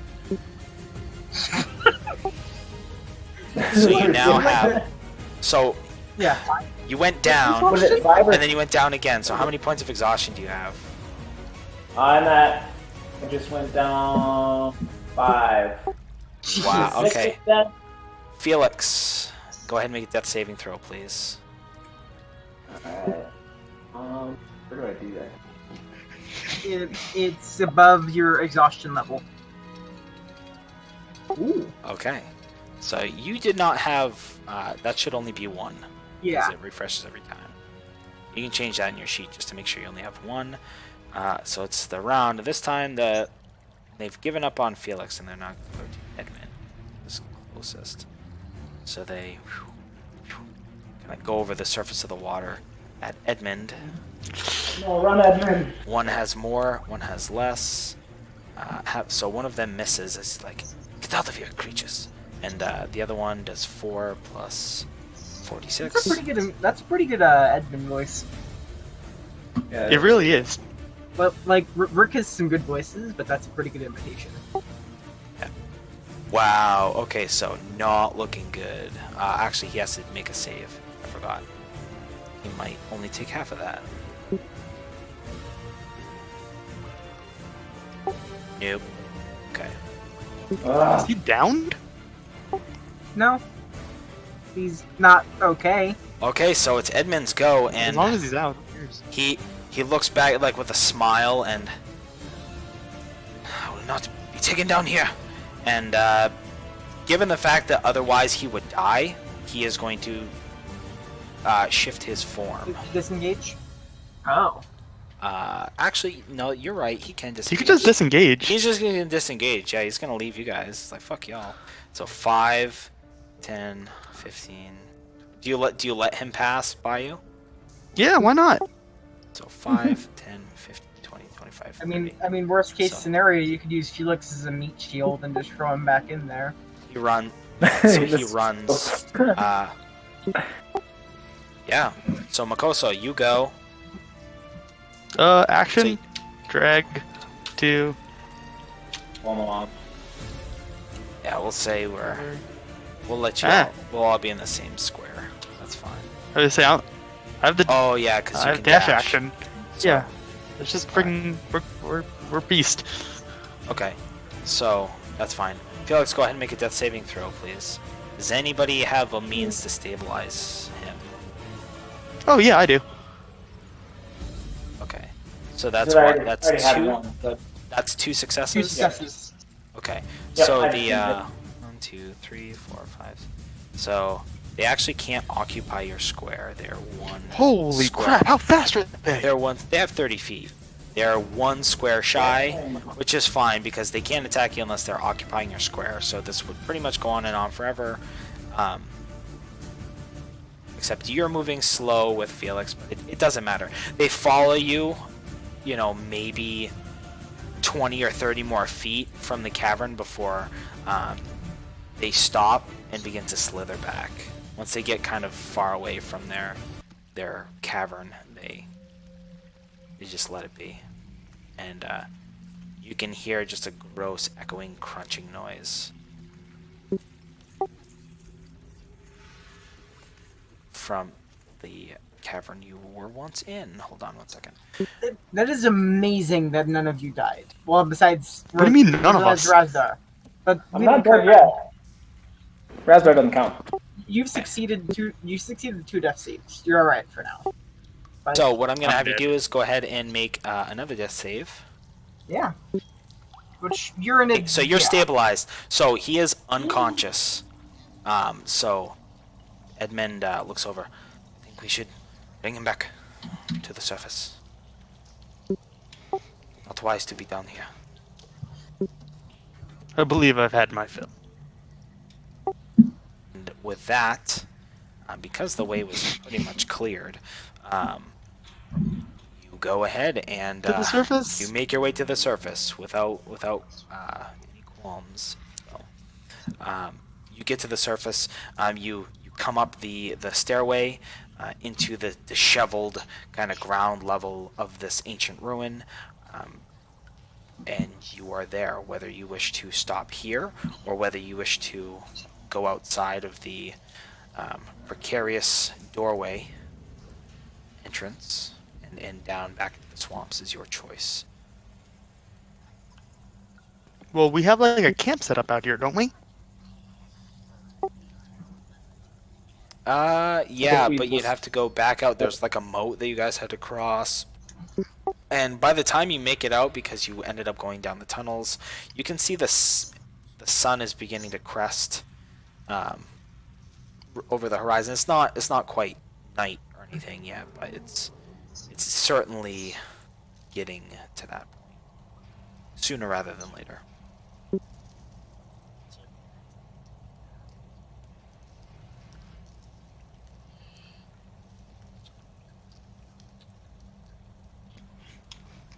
Edmund, this is your swamp.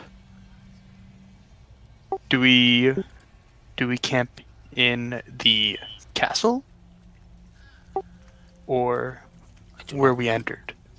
I do not like these creatures. I think we should go. We should push. Look for somewhere that is a bit safer, quiet. Here too long. There may be more of those things. Correct. Let's return. Okay. And we had like a mule or something hitched, right? Yes, you did. With So like our cart. you get out. Unfortunately, he makes an acrobatics check to jump across. What? The mule? No, there is a moat Edmund. around here, so you can either trek through the moat or you can not attempt something different if you wish. I'm pretty sure the last time I checked this moat, I got covered in leeches. Yes, you did. Yeah, probably. Solid. I'm gonna use Oh, my last just spell barely. slot and cure myself. And you're gonna do what? I'm gonna cure myself. You had a healing spell this whole time. Yeah. Okay, so go. All right, so you go ahead and cure yourself. So you, and again, you can see like right before he just jumps over, and this is the only reason why he hesitates and gets kind of a low acrobatics roll. Is you see something in his eyes like disapproving, and he goes over and he leaps over this area that you guys had crossed where the moat is like thinnest. You can see like a foot just kind of into the water ever so slightly, and he withdraws it, inspects it, and looks to you. Oh, and if you don't want to trek for the moat, you could always throw Felix to the other side and then make an acrobatics check. No, I'm just gonna walk through it holding Felix over my head. You just shock him like So a baseball. you can feel the peculiarly familiar and not so enticing feelings of something wriggling against the inside of your greaves. Mm. Ugh. When I get across, I'm going to deleach myself. Go ahead and make a Ugh. Constitution saving throw, please. Yay. That's my favorite. Okay. So you pick them off without an issue. You hold Felix up so he does not get leached. Yup. Okay. And once we're across, how far away is our camp? It was in this hex, so it's like a half mile away from here. So you begin to trek and go to where your camp was. Fantastic. When we get to camp, I want to talk to Edmund while Felix is still out. So you guys talk to Edmund. Felix, go ahead and roll a. Hold on. You have 5 points of exhaustion. Correct? Yeah. Okay. Yep, that You was are not- including the last time I got down. You are not waking Next up. time I get down. You'll Yep. No. Not anytime soon. So yeah, not a problem. So you get to the camp. Sleeps for like 4 days. You get to the camp.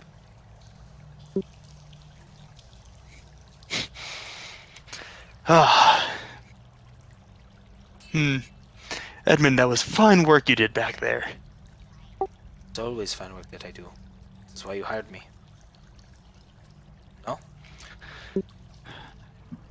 Of course, the greatest guide to this swamp we could find. Shame about Razdar, though. Yes, it happens.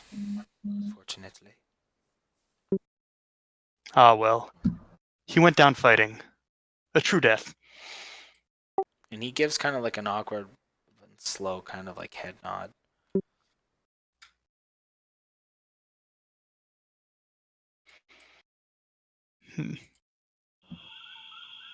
I look at Felix. Felix has been laid down on did he have like a bedroll or something?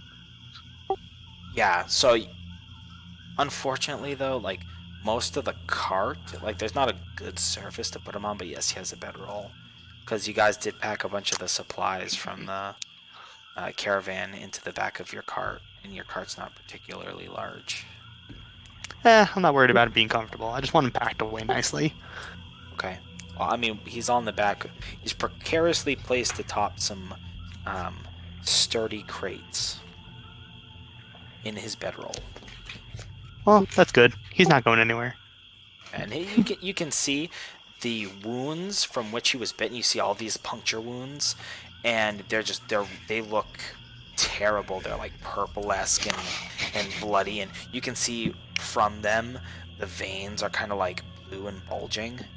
Like he is definitely obviously unconscious, but he's breathing fairly heavy. Like he's in bad shape.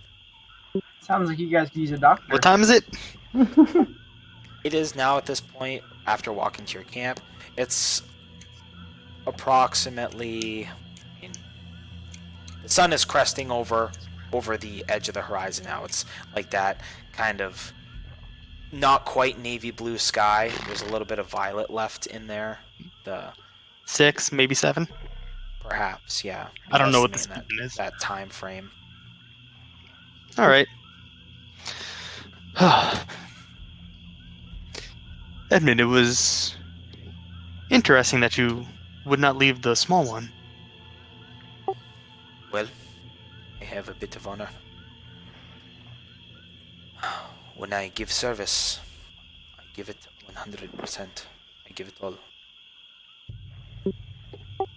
That is my word.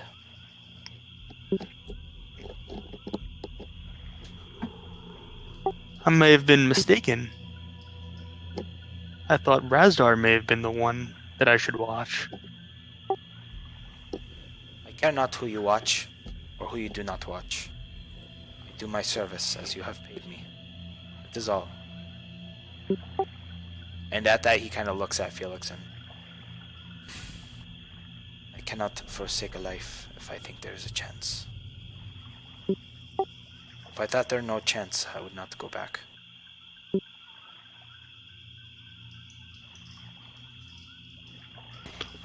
Well, if it were another man, I believe there may not have been a chance. Perhaps.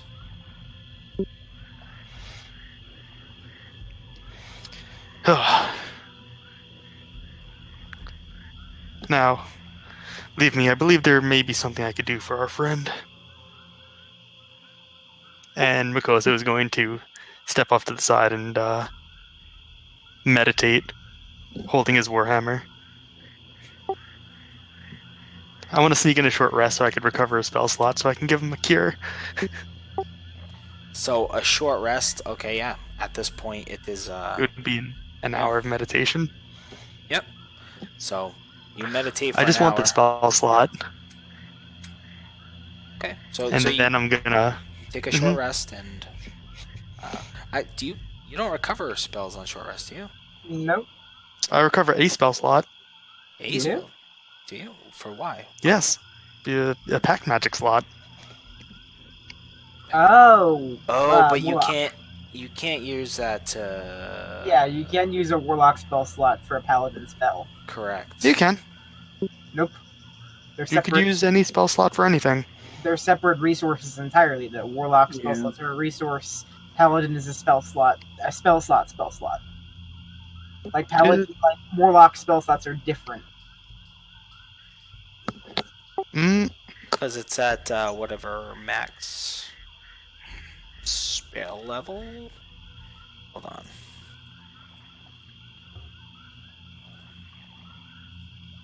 Okay, so you meditate for an hour. Give me 1 second.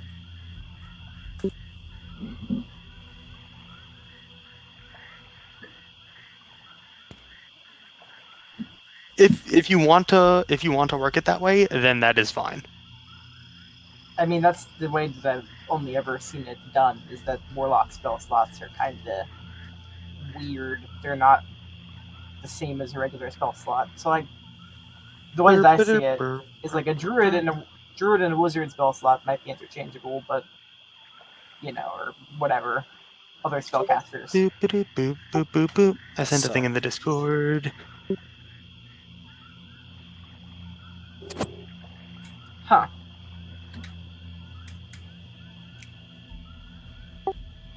Oh, it's nice.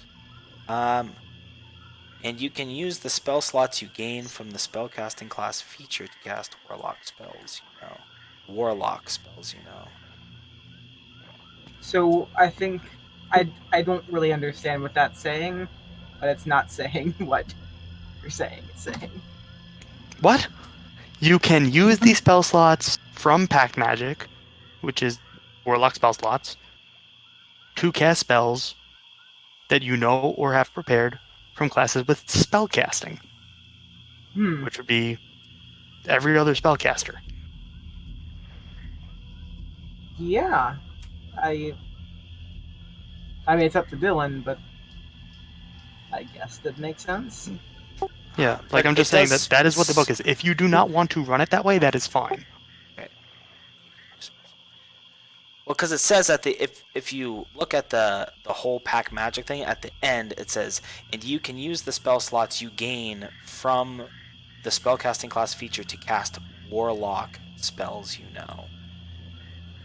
But the thing is that they're two separate sentences. The one before it, no, well, they're not two separate sentences, but it says It's to distinguish from the fact that when you multi-class regular spellcasters, you get like the combined. You don't like double up your spell slots. You just get normal progression. Correct. Yeah, because there is a table. Blah blah blah blah blah. Lots of stuff. Blah blah blah blah. Okay, I would rather this move along, so I don't mind. We can say he comes too. We'll do it. I'll look at it later. I don't feel like spending a bunch of time on it. So yeah, I don't even. We'll I look don't even want to res him. I just want to make sure he doesn't die. No, obviously, yeah, that's fine. So you do so. You meditate for an hour, and there's a slight glow that comes to you. You regain your spell slot and use it to cure him. He does regain X amount of hit points. I don't even care if he regains consciousness. I'm not going to talk to him. It's time for sleep. I'm not going to talk to that bitch. Okay. So go he ahead wakes up and you just knock him out again. roll your healing mojo. Cure wounds. There you go. And I only got 8 back because I have half hit points. Okay. So, yeah, so he gets 8. Alright. Okay, very good. So, he does not wake up. You can see his breathing eases slightly. And some of the puncture wounds begin to close up, but the area underneath is still like bulging in. It still doesn't look too good. There's like these weird kind of blue, just nasty looking veins that emanate from the puncture wounds. I'm not a doctor. I did what I could. Yeah. Sounds like you need a doctor. It does. You see Edmund, he looks over curiously, and I think we should get him to the nearest village. At least for now. And then to Nusha, but the way we came is too dangerous. If we cut across this way, we can go to Oeb. I think that's where we should go. We can get there by tomorrow. This time tomorrow if we head off early. This is your swamp. I trust your judgment. And he nods, kind of like in a half bow to you, but for now, we should get some sleep. I will watch. You regain your vigor, for moving through the swamp is dangerous. With 2 of us, it is, well, let's just say it is not looking so good.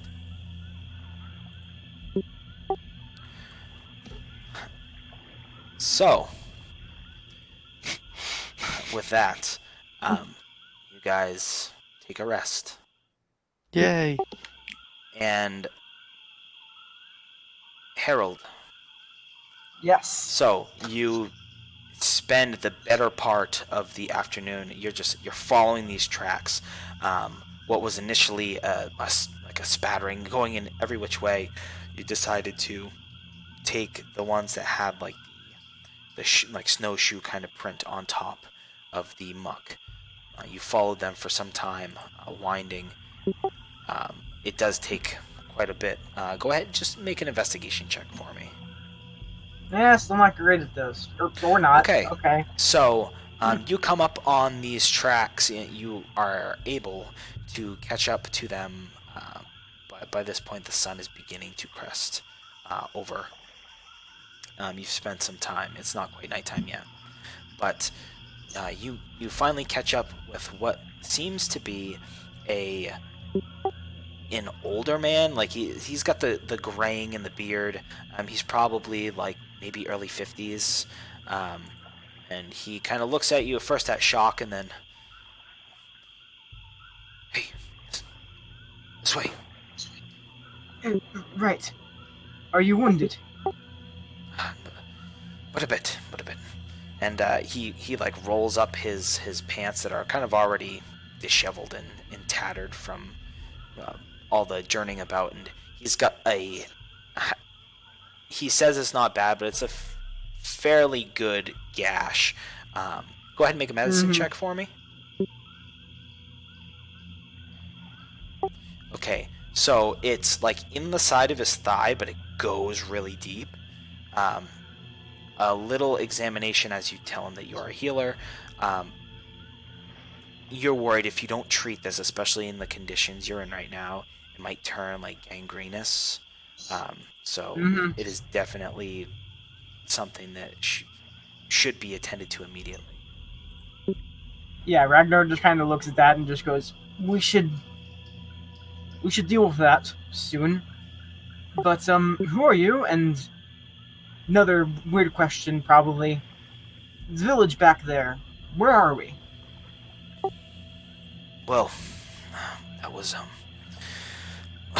sorry. And he kind of like shakes his head. You can see he's like kind of dizzy, which is the onset of perhaps some infection beginning to set in, just from your medicine roll. And he looks to you. I'm from Oeb. That's the village. There are creatures, Yuan Ti. I thought they were legend, but we didn't believe what we saw. I've seen a corpse that's not. It's odd. He nods. Do you consider yourself an optimist, friend?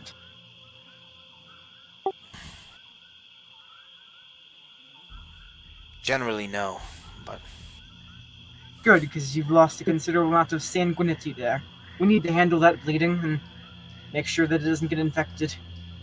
he looks at you kind of like solemnly and seriously and nods. All right. What do we need to do? Is there a clean place that I can treat you? And is there anybody that you need to look for? I'm not sure. I'm not sure if my wife made it out. With that, he kind of like, again, he's like looking around, kind of in vain, and shakes his head. It was all so fast, friend. And he just trails off, like he doesn't have anything to say about it. Let's get away from the moisture and try to patch it up. And I kind of take him to the driest, flattest place I can find. And okay. I'm going to try and tend to his cut. You find like a fallen log that had landed on some drier land, and the way it's settled is somewhat like flat on top. So you settle him down. You begin to work your magic. Go ahead and I would say for this, this is quite serious. So it'd either be like whether you're going to use a spell or you want to use your medicine kit or something. This is something more than a simple job. Yeah, I think I'm gonna. I might do both. Do healer's kit and cure and healing word. Okay. Just kind of trying to use both the infusion of magic and medical knowledge to help. So, all right, the healer's kit doesn't appear to work. Doesn't appear to work. I checked it before. Nope. Remember when I did it? Make sure you're clicking on the. Nope. Not working. Well, don't you remember seeing it? I set it all up. Breaking the things. Yeah, but I'm doing the 10 wounds and it's not doing anything. The regular healer's kit, the stabilization, yes, it works, but the 10 wounds doesn't for some reason. I'm just gonna do a healing word. And assume that I'm also doing the healer's kit. Or kit's 10 wounds. Okay. That's what this So, is, yeah. though. It's pretty much tending the wounds. Mm-hmm. So, all right, you do that.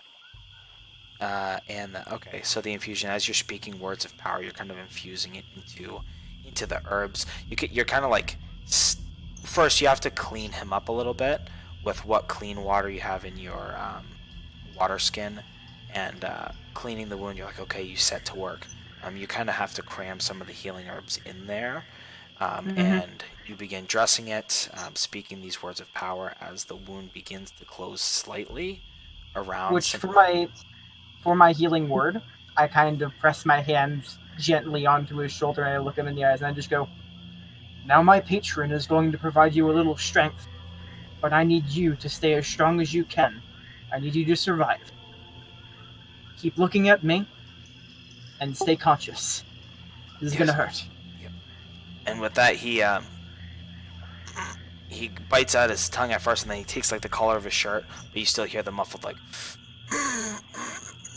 as you begin to do what you need to do. After a laborious 10 or 15 minutes in setting this, he finally, with labored breathing, kind of pulls back and well, is it done? Yeah, you should be fine for now. I mean, there's no way to really tell, but And with that, he reaches out a hand and he grabs yours firmly. You're kind of like, you're not really ready for the handshake. He just like jumps out and does it. And Alwyn Stodge, it's the man that you've saved today. Thank you. Harold Edgerson. Harold, And thank you. Harold just kind of lets go of the hand and then looks around the area and kind of plants his feet in the somewhat wet mud and kind of looks around and just goes, "I've been looking for survivors. Have you seen anyone else?" He shakes his head. Not in ours. Like I said, There's a lot of bodies back. It happened so fast. They took many of us. Some were dragged away. Many were killed right there. We managed to fell one of the creatures, but well, it was a short-lived stand, and we scattered into the swamp.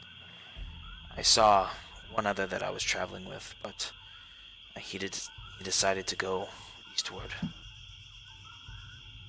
Was he hurt as well? Somewhat. Not nearly as badly as I am. Mostly bruised and battered. His own doing, but not much worse. Now, I don't know much of these Yuan Ti, as you call them, but do you reckon it's safe to go back? Find some place to hole up in the village, at least for now. I don't know what to tell you, friend.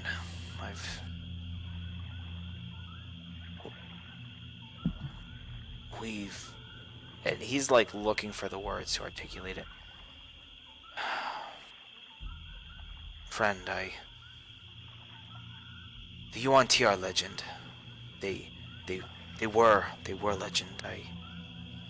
This is our first time seeing them, friend. May I call you Harold?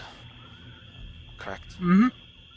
Yes. And with that, he's trying to be very respectful of like the man that just saved his life.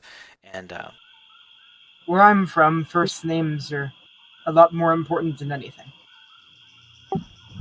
Very well, Harold. I do not know. That's the short answer of it. We could go back. There may yet be survivors. We could go back, and it could all be ruined. I know not. I suppose you may as well take a look around, then. At least take a peek. I mean, mainly, I came here and I've been traveling for a couple of days, and I was looking for rest. I didn't exactly find it. I have a feeling you won't find it here, but I'll assist in any way I can. I owe you my life, so if you wish to turn back, well, I will indulge. I at least want to poke around, see if we can find any other people and somewhere safe. We're all going to need to rest.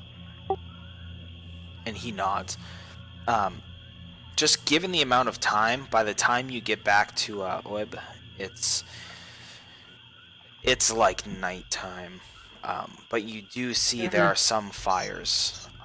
It's kind of like what few people remained have begun to stack the dead, and they're kind of all huddled around a campfire in the center of the village. As we're approaching the outskirts of the village and we kind of see these lights and stuff, I'm going to turn to him and just go, "You mentioned your wife. Do you reckon you know where she would be if she were to survive and she were to be with them?" Perhaps I can ask around. I suggest you go look. I'm going to see if I can find somebody important to talk to. He kind of leans off of you as you're kind of supporting him, and he begins hobbling over.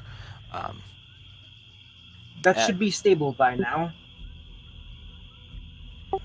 Well, the leg tells me otherwise, and it's not like it's you know that Yeah. of course, like you've helped it quite a bit, but it was a fairly serious wound, and it's still going to be tender.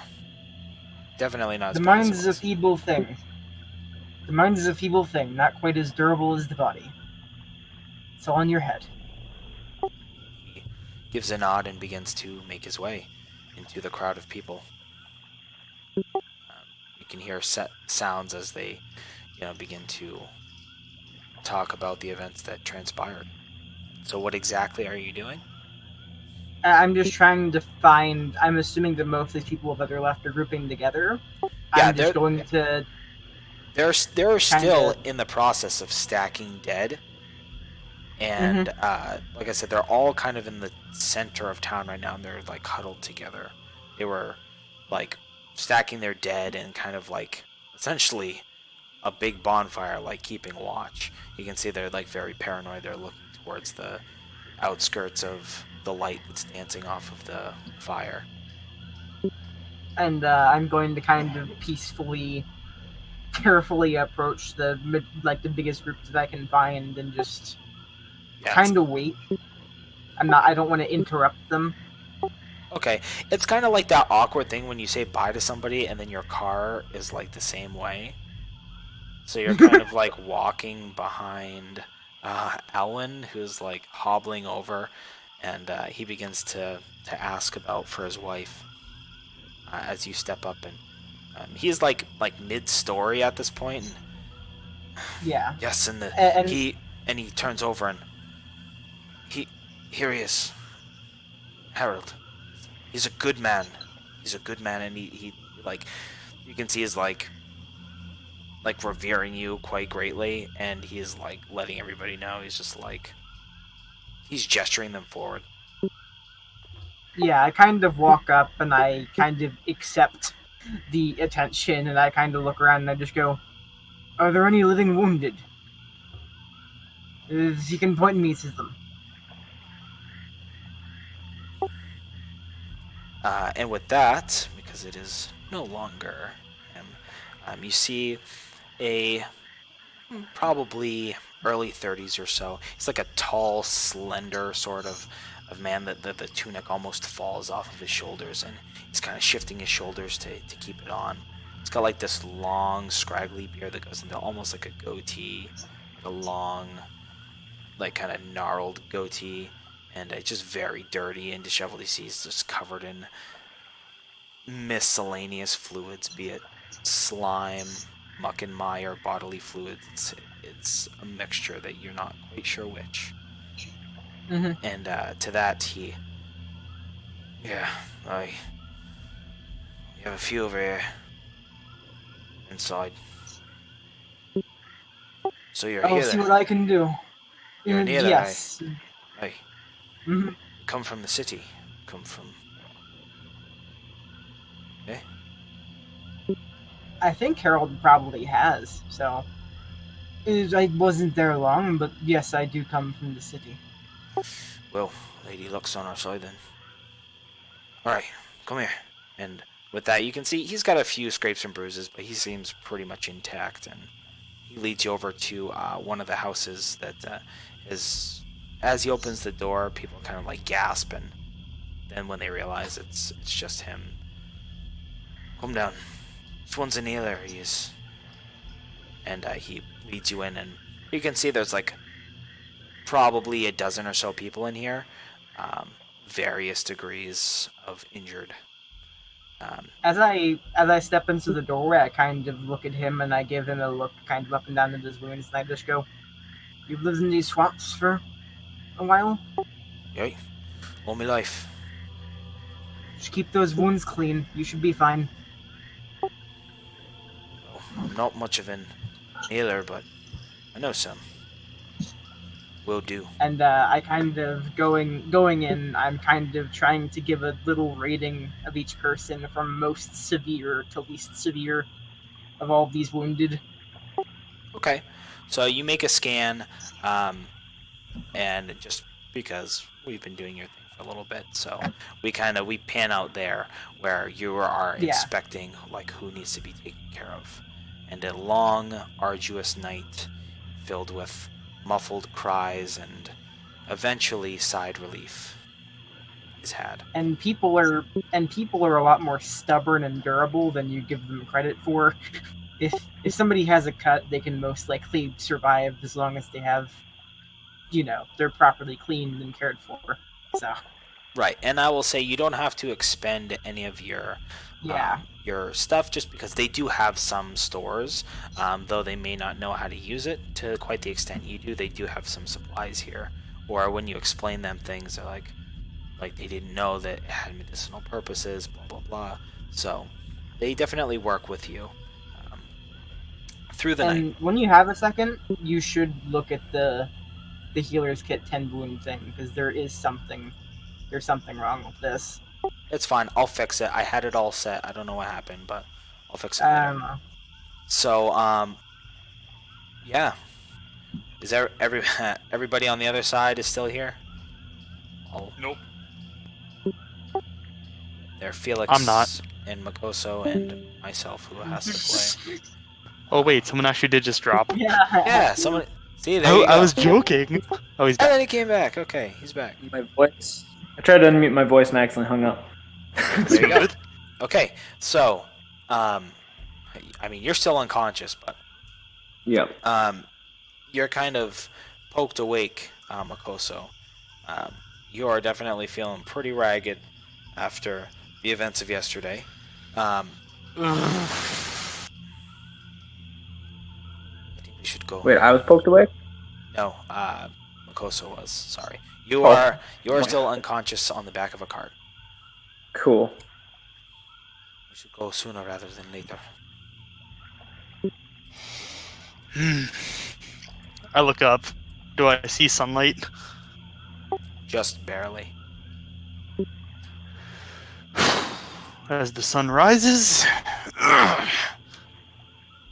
Makoso stands. Yes, let's go. That is good. And with that, okay, go ahead and I'm gonna let you do it. Oh no. Go ahead and roll No. a d6 there, buddy. I've been rolling like poop all night. I'm sorry. I give no plot armor. It's more exciting Fine. that way. D6, okay. Go ahead and do one. I've been more. rolling like poop all night. Wait, again? Yes. Per hex. You're moving several tiles. No! Okay, so Yes, it's rigged. luckily We got double. there is he at one point why am I drawing a blank here? I got too much on my mind. Edmund, sorry. Edmund kind of like shh, and he stops you and he points over as you see more of those insects that you had encountered the other day. Just giant mosquito things, and he diverts and you go the other way. Eventually coming to You don't have to roll for this last one, but Praise. it's probably the sun hasn't begun to crest over yet. But it's definitely later afternoon, like roughly 3 or 4ish. When you roll into this smaller village that appears to be in ruin. There are still some buildings that are like half smoldering, and there is a large pile of what looks to be ash and bone in the center of the village, with some people walking about. Edmund, your information may be out of date. And to that, he looks around curiously. I do not know what happened. It was not like this, from what I know. And just go ahead and make a perception check. And hey, we got another follower. It's 2. Thank you. Welcome, And We we Dylan. decided to call ourselves Dylans. That was a decision tonight, so we're all Dylans. So it's Dylan and the Dylans. So you're now. Yeah. You said make a mean- perception? Yes. Righto, boss. Wow. Oh yeah. I So the perceive. world is I your like it. oyster. The third eye just whoa. So you look out. You now Wow. see everything. Yeah, you look out over, and you can see it just so happens the door is ajar. You can see a older gentleman that's looming over a small child, and it appears to be doing some sort of like bandaging and stitching. So you see there's some sort of healing going on. You also see the ash and the bone. Looks to be what you would assume perhaps a barrel or a mass. I can't think of the word. Cremation. Sorry. And you see there are quite a few people that are looking hesitantly at you, but also they're nothing maliciously. They seem to be cautious, but they're not overly worried about your presence, if you will. That's fine. I Nobody see a has come to- doctor. Nobody has come to greet you yet, but you do see, just because the door is ajar, you see what looks to be a healer, and as you walk closer, you can see there are multiple people lined up next to each other in somewhat of a grid or infirmary pattern, and many of them are gauzed up, and he looks to be caring for someone. Excellent. Felix is on the cart. Mm-hmm. I pick up Yep. Felix, Okay.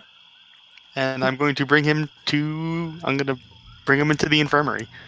Okay. Are they like in a line, or are they like in beds?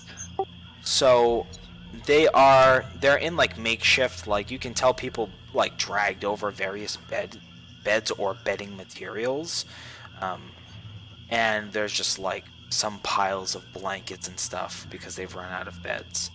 There don't seem to be any like vacant spots here. It's just like all people that are injured. You're not entirely sure what happened, why they're here, but you see this older gentleman, and he looks to you briefly as you walk in the doorway. He calls out something like to get him some more herbs or whatever before he notices that it's not who he thought it was. You can see his face. He's got like these giant bags under his eyes. Go ahead and make a Constitution check for Harold. A Constitution check Yeah, or or save. it's a save. It's fine. So Okay. you don't have a point of exhaustion, but you should definitely sleep soon. It's been Yeah. you've had not many, but some short naps that have kind of saved you to not do a super sloppy Mhm. job, but you've kind of expended most of your adrenaline reserves at this point.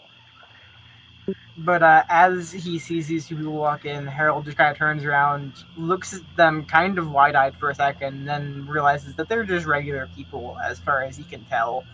And he just kind of looks back to the person that he's tending to. He holds a kind of bandage or a gauze, some kind of rag, tightly across an arm and just goes, hello, can one of you grab...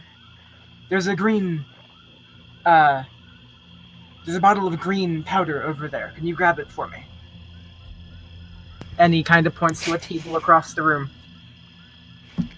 Makoso balances Felix like a bag of grain on one shoulder. You know, like the bicep flex carry. Yeah. Um, And then he just kind of looks at him and just goes, And And then yeah. walks over to get the powder, still carrying what- Felix. What is there like an actual floorboard, like any kind of floor material in here, or is it a dirt floor? No, there's floor materials. There are planks. So it's relatively clean. So Yes. Harold just kind of goes, if you can't find an empty bed, just set him down here and I'll take a look in a second. I just need to make sure that this gauze stays on.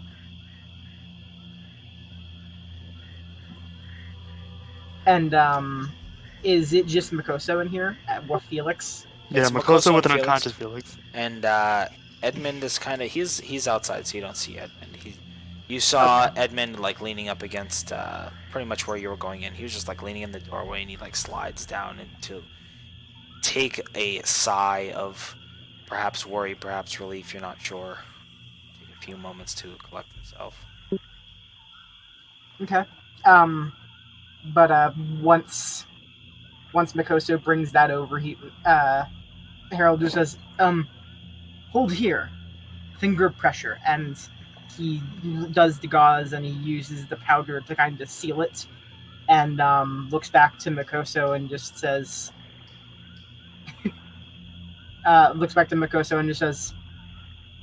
okay, is he your friend? Pointing to Felix.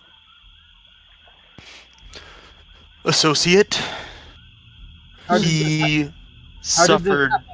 Did it have anything to do with the Serpentine folk that attacked the village? Ah. So the snakes did this too. Yes, we encountered the snakes. Something called Yuan Ti. I don't really understand. And he kind of kneels down and he looks over Felix. I'm just gonna do a medicine check. Yeah. It is plain And as day. You see the puncture marks all over, the raised signals and weird bruised and purples and weird And- color of the and veins I'm around it. You that recognize this as infection and or Mhm. poison, possibly both. Many bites. And so I'm you believe assuming he's been there's- bit by many snakes. that there's also an absurd amount of scar tissue. Slightly. Well, because the puncture wounds aren't that large, but yes, you can see Yeah, they've been kind of filled but in also with scar from like tissue. arrow wounds and scimitar marks and stuff. True. So, That is true. but, Yes. So, I'm kind of looking at him, just like, it's a lot of scar tissue. Do you have some kind of healing magics? They probably saved Makoso his straightens out. If you have them, they probably saved his life. And he is kind of going to take out his healer's kit and also his herbalism kit. And he's, for one, going to try and possibly alleviate some of the infection, try to help with that poison, and then tend to the wounds once he's sure that this person is not dying from the inside out. okay, absolutely. And so you do you do so well. And just because I don't think anybody watching knows, because there's actually people watching today, magic, Wow. healing magic. I always have as like, essentially it's It's a patch job. yeah, it's a patch job. It accelerates natural healing to the point where it creates scar tissue because it doesn't quite heal correctly. It's functional, but over long periods of time, like you can make large patches of scar tissue, which of course are not the best. So that's why And of course, he was saying And that. of course, these are all fresh wounds as well. So like, even with healing magic, they're still gonna look nasty. Yeah. But so yeah, I'm then just trying to tend to him. Do you want me to roll for this stuff? Yeah, just go ahead and make one more medicine check, just because. And while you do that, Wow. make sure you take off a level of exhaustion for pretty much everybody. So because you guys had long rests, so minus it by 1. I did. I'm Okay, surprised so that the long rest button doesn't do it. I already did the long rest for everybody, but I don't know. I don't know if my thing does it. How dare I not know? You should Well, it know. didn't when You I should know. pressed it. You should know how many you had, and if it's not one less than that, then take one off. So, So- yeah, you're attempting to heal him, but essentially what happens is you kind of need supplies that you don't have. This is the aftermath of quite a bit of venom. So He is on death's door to the point of like he needs time Yeah. to heal. But essentially, what I'm going to say that Harold does with that role is he kind of uses his herbalism understanding to just try to take some of the edge off of the infection and the poison. Just trying Yeah. to. I'm not letting him die from the inside out. I'm not letting him burn to death. I'm not letting him cook. Yeah, he is running a fever, which you do begin to attempt to take down, but again, this is more of a time thing. The immediate Yeah. surge of poison has not killed him, which is a good sign. Mhm. That he is still in the game, but he just needs time to recover at this point. I'm assuming Mikoso is watching me. Oh yes, absolutely. After like doing that, he kind of feeds him some various herbs and stuff like that. Eventually, Harold just kind of looks up at you and just goes, "You have a tough friend here. It's a lot of poison. There's not a whole lot that I can do with the supplies that I have. He just needs rest. He needs to sleep. He needs to eat, and probably bathe." Will he live?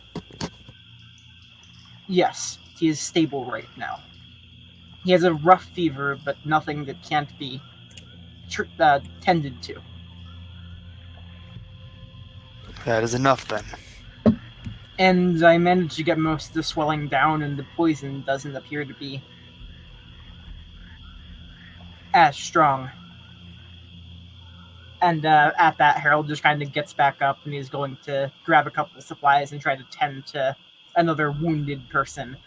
Because, like, the thing about that is that, like, the main thing that Harold is good at is treating battlefield wounds, and especially fresh wounds. The fact that most of his wounds are already bound is like, okay, I can do something with this, but it's not his expertise. As long as he's not going to die, Mikoso really doesn't care. Yeah. Yeah. Like, he's going to come out with a battle scar. Good for him. That's a badge lot of of honor. battle scars. Yeah, a that's a lot. badge of honor. Good on him. Everyone here has come out with battle scars. I will say, however, by the way, Harold, you did not get a long rest. Everybody else did. Yeah. But because of what you were doing, you did not get a long rest. Which, after I think that I've tended to everybody enough, I think that's basically what I'm doing, is I'm just finding the biggest patch of clean floor and passing out. Yeah, so Did Harold- you find a spot to be, and you relay some messages to some people that were like helping you out because you need extra hands, and you give them instruction to like change out these bandages, do this and that, make Yeah, sure you 'cause change out water basins and I'm the whole assuming at nine. this You give them a point quick rundown. we're pretty much done with all of the surgery. It's just the tending to things now. Yeah, Keeping fevers down, staving off Right. infections. exactly. So, all right. So unless Mikoso or I'm gonna say Edmund is going to complete his task. He's also not here, so he just takes the time to relax and whatnot. Mikoso, are you going anywhere? Yes. Okay. Where would you like to go? In like center of the village, I assume everyone's doing like recovery efforts. Yeah, people are like rebuilding and making like spotty fortifications, and you can see like another couple of villagers just they pack up their stuff and they begin heading down the road.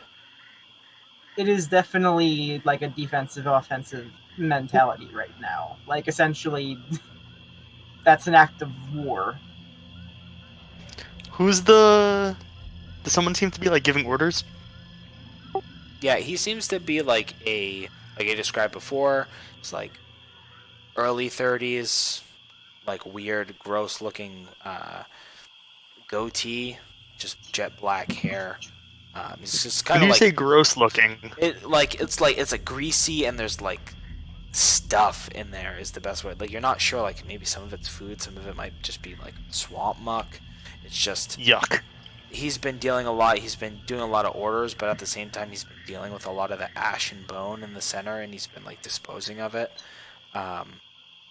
They've been digging proper burials and putting some of these bones in there, and it's very busy. But yes, so you find him, and what can I do for you? Another one coming. The snakes did this? Yeah. You on tea? Thought they were a myth. And he shakes his head and he kind of like spits out. Mikoso repeats it back. Yuan tea. And he's gonna spit on the ground. And he... That was your doctor? And Mikoso points back at the infirmary. Well, he's now... Well, for a time. Yeah. When everything happened, he came that night. Some traveler, but... Well, we're happy to have him. We are. Really are. And at that, he just takes like a cloth and he like puts it over his heart, like a gesture of like respect, essentially, and he just nods. And Oh, and also one thing to note about Harold, he has not asked for a damn thing from anybody this entire time. right, he's a good man. He hasn't asked for a damn thing from anybody. But it's just something to point out about him as a person. Well, he's your doctor. He's aiding my friend. I am able-bodied. Allow me to help. I appreciate it. What are your skills?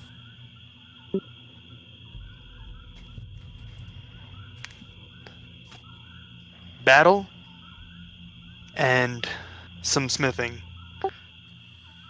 Well, we could probably... Yeah, why don't you... Go see Dalen over there. And help him. He's trying to, well, fortify what he can. And, hey, Dalen! And, he, waves over and does like a whistle. And, apparently Dalen looks over and... Oi! And, like, does like this weird thing. He's like, come over here. And he explains the whole thing, and essentially you're gonna go and help and fortify things. So you go off and do that. Harold helped, and this is Harold's superior in Mikoso's mind. So this is payback.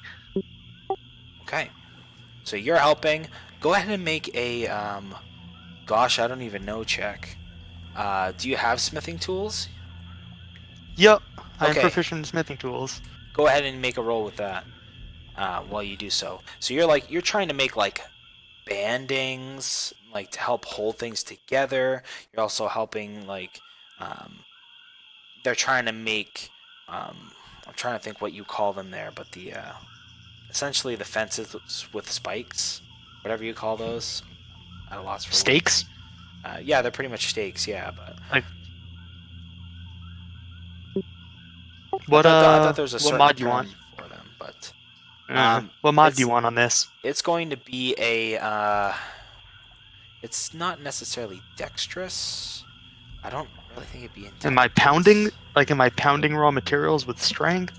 Well, am I I- mean, it's not really like strength because it's not like the more I pound it, the better it is. I would say probably dexterity, because you're trying to form it Fantastic. into things and whatnot. Nice. I'm very good at that.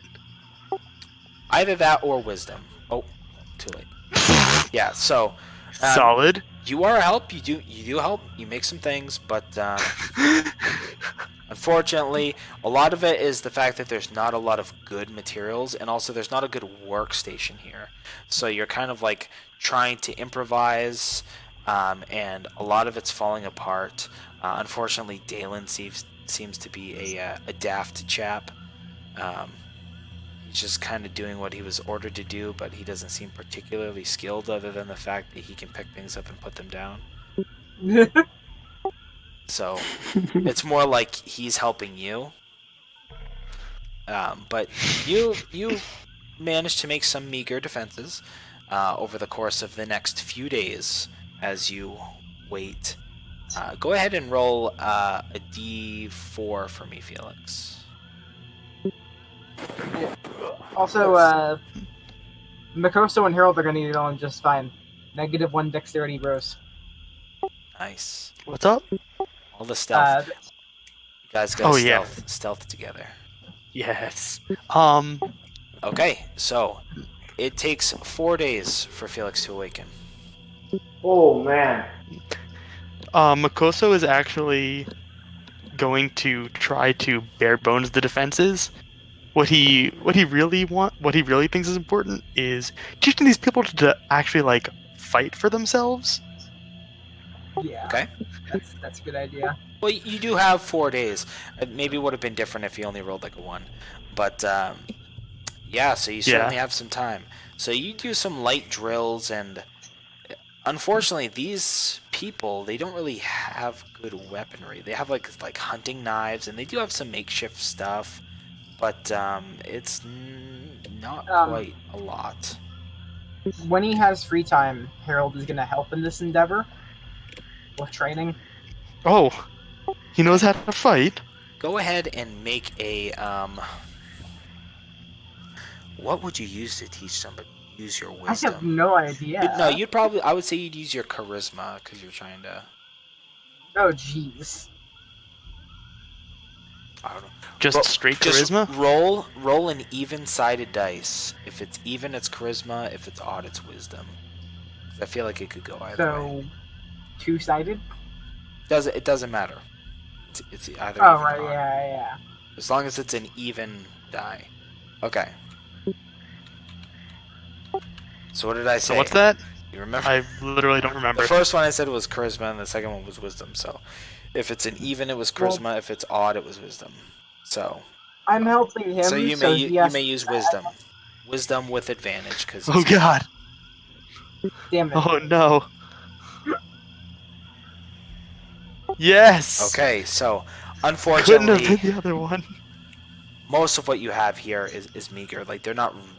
Not only are they not trained fighters, but they're just not really the fighting type. Like, they're trying to learn how to defend themselves, but they barely have good training equipment. They're snapping off sticks, to try and whap each other with it. But it's unfortunately not necessarily just on your part a bad situation. Makosto's like patrolling his, like, they do drills, trying to correct forms. Second he walks away, they slack off again. Right. Like, almost every armory that Harold has fought in sucked anyway. So, Harold is just kind of like, he understands. Not everybody's built for this. Makoso comes up to someone that is, like, performing particularly poorly and shoves them. Okay. What kind of form is that? You come up to more of a boy than a man, perhaps 11 or 12, That's fine. who seems to be he's just struggling with the whole thing, and he seems to be somewhat badly, like, beaten and bruised, and he's not getting it for whatever reason. You just go over and as he falls down in the mud, and he's like, "Hey!" And he shields his face, and he's like trying to get up, but it's like almost like that turtle that's on its back, like he's trying to writhe around in the mud, and then he gets back up. What kind of form is that, boy? I thought you were here to help. I am. And if you try to go against those snakes with that kind of form, you'll be more of a help to them. With that, he just like bites his lip, and he's like, and then he looks down. You said he's like bleeding and stuff? No, not really. He just looks like he's badly bruised and stuff, but he's not like. He's not actually like pouring blood or anything. He's got a couple of scabs. He's been through the ringer. Everybody here has pretty much been through the ringer. But he just kind of bites his lip and he looks down. Yes, sir. I'm gonna lay on hands him to perk him up. See some of that. So I give him yeah. Yeah, he just like looks in awe. He's like, oh, as your warmth begins to pulse through him. Hi, what was that? Do you feel that, boy? What did you do to me? Do you feel that, boy? Yeah, I do. What was it? That's what you're going to use to defend your town. What? And I'm gonna shove him again to the ground and walk away. He like looks up at you like in awe, but like and also in confusion, and like you don't see that look leave his face as almost in slow motion. It's like back down in the muck. And he kind of like he gets back up. He sits and like he looks at his hand and then he like pushes it to his chest like he doesn't understand. He's looking to you and. Oh no! I walked away after I shoved him. After I shoved him to the ground, I just walked away. Yeah, you don't see him looking at you like he's. But scene-wise, yes, he's like looking at you and like trying to do what you did. And. But Harold, who was standing behind Makoso, just kind of walks up and just goes, "So you can heal too." Well, you saw the half man. Yes, is it of a divine nature?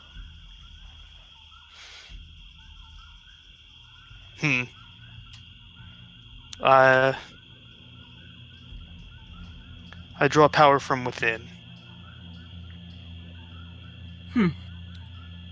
Interesting. And Harold just kind of looks to the people who are training and just goes, "Well, I've seen worse armies beat people with overwhelming odds." Have you seen these snakes? Dead ones, dead one of them. Yeah, I don't have high just hopes. Makoso extends his necklace and taps snake tooth, snake tooth, snake tooth, snake tooth. Mm-hmm. I'm missing one. I haven't been here long, so. And neither have I. I hope to leave. He just kind of looks around and just goes, "This whole place is very alien to me." And then he just kind of walks off. He's gonna go back to keep tending to the wounded and help out those people. All right, and then pan out. And several days later, Felix finally wakes up in an unusual place. Finally. Many of the people have, at your behest, have taken some of the rations that you had on the cart, as you had like some vegetables and some other things that were at whose behest?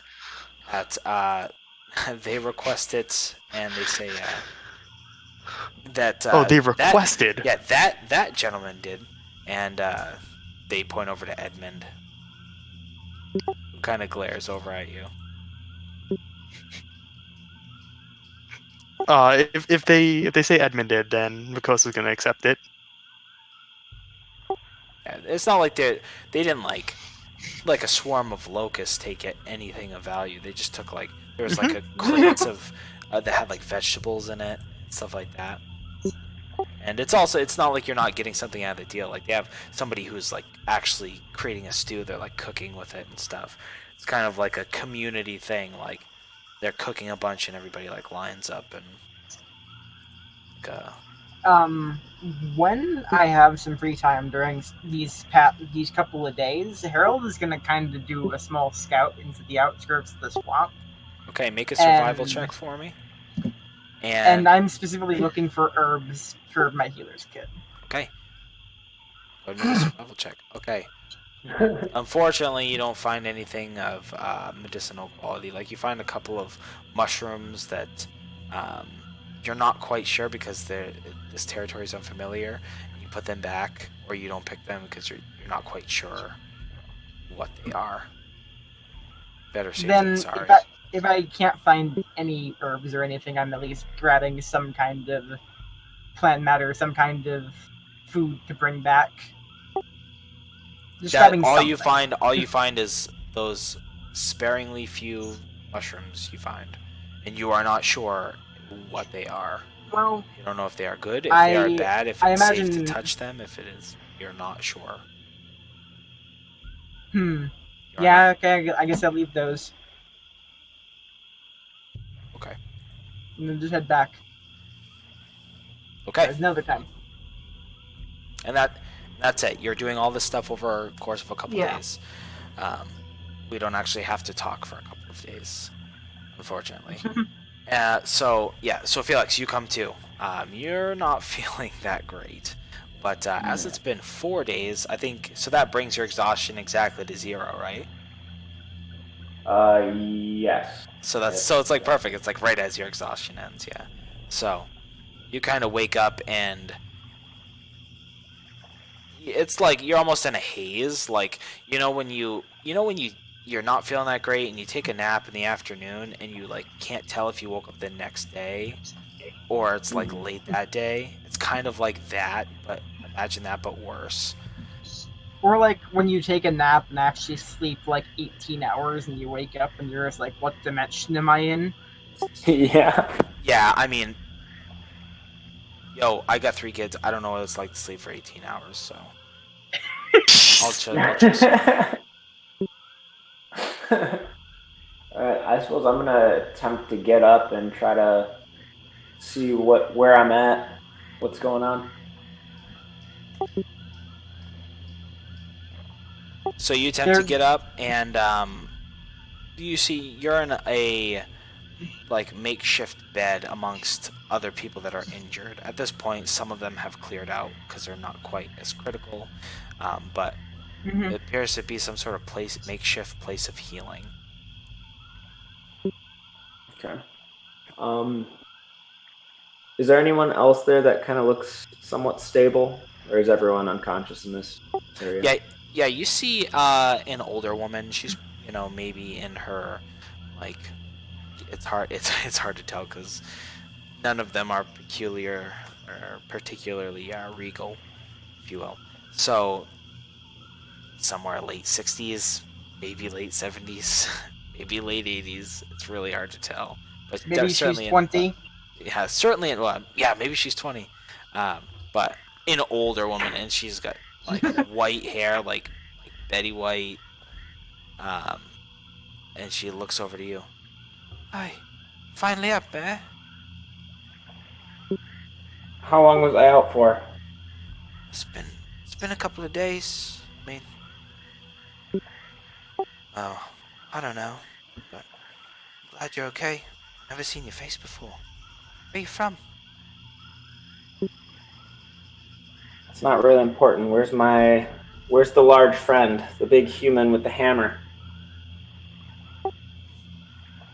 Yeah, I've seen him. I've been in bed, but I've seen him come and go a few times. Okay?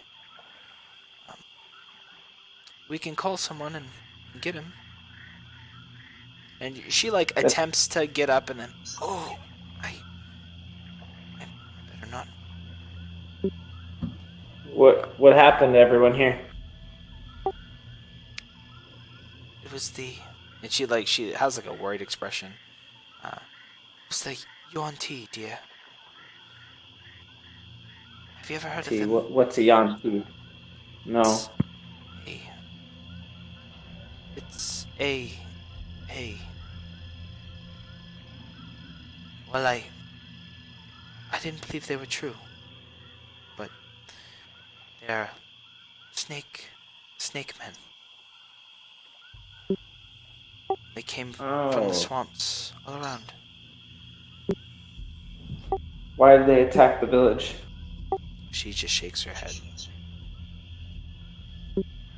Yeah, evil. I know not.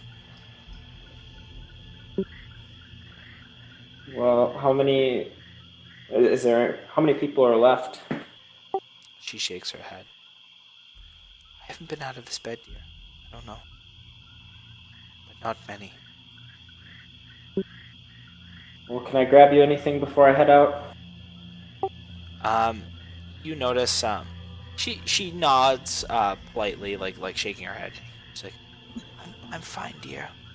And, she kind of, like, coughs off to the side. And you can see she, like, had a glass of water that's completely empty. She seems to be, like, eyeballing it, but she's, like, trying to be courteous. Okay. Well, I'm gonna grab that water and go find somewhere to fill it up, whether there's a pitcher or a well or whatever's around. As you come near, she puts her hands on, like, over your arms. And, thank you.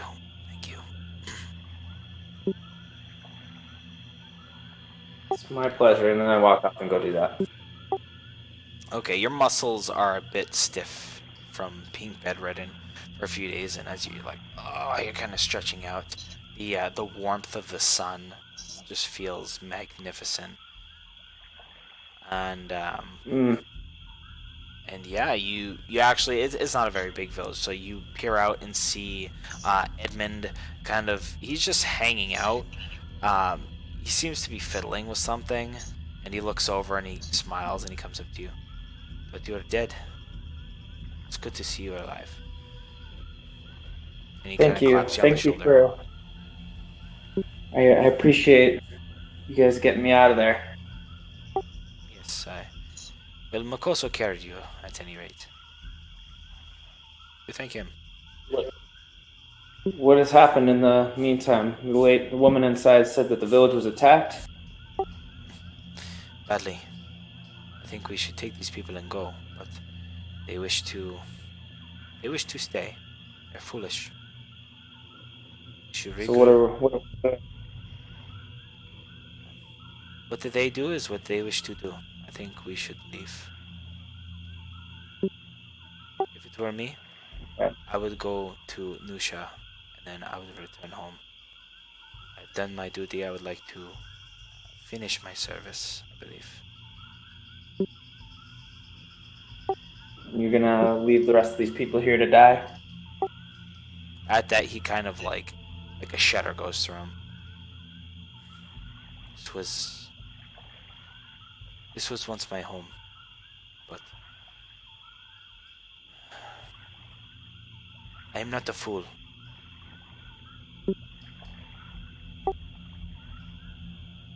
I wish not to stay. I think it is unwise. At the very least, I think these people should go to Nusha. It is the biggest place in the swamp. But no. Where was Lucia again? Was that the other city we went to? Yes, that's like it's Yep. essentially like the trading hub of Sud. So there's it's more than a small village. Okay. And whatever they want to do, but I wish them abandon their homes and Makoso and a new friend, if you will.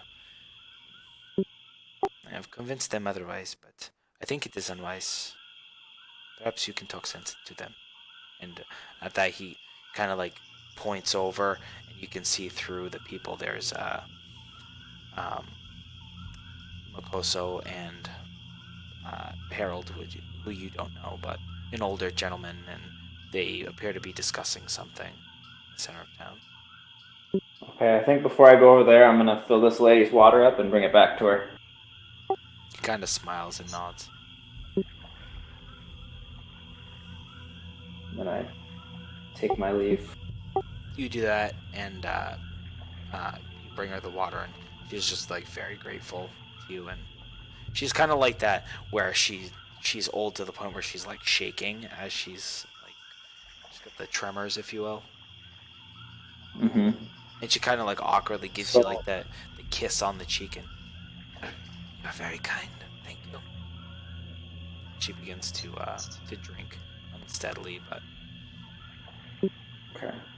does My so. friend tells me that the people won't leave this village. She takes her sip. It's like very long and drawn out, and she shakily puts the cup down. It is our home. It is hard to leave one's home. But it won't be much of a home if the Yanti attack again. But otherwise, we run from our home. Give up everything.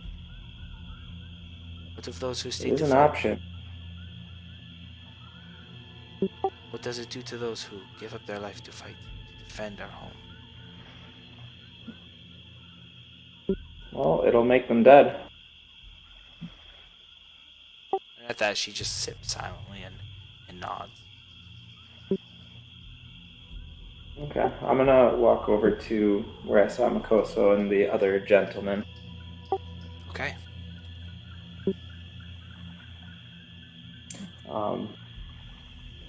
I go up. He's probably working like a dog.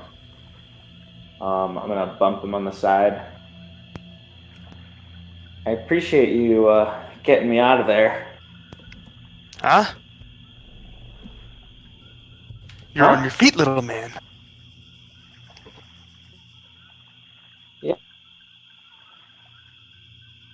Need Well, to take a do not thank me. I was going to leave you to die.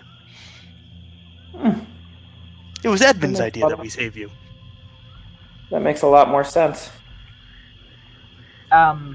After he says that, like, Harold kind of walks up to him, and it looks like he's going to kneel down to talk to you, and then he realizes that's probably a shitty thing to do. So he remains standing tall, and he just kind of looks you in the eyes and just goes, "You lost a lot of blood. So you might want to get into a night's rest. But glad to see you up." Yeah, perhaps I'll do that. I've never seen someone survive that many bites before. It's actually kind of miraculous. Well, I'm kind of glad that I made it through. We pumped a fair bit of magic into you. That helped, definitely. And Well, you'll bear the scars as a badge, my friend. I don't really like badges. So what's been going on these last few days?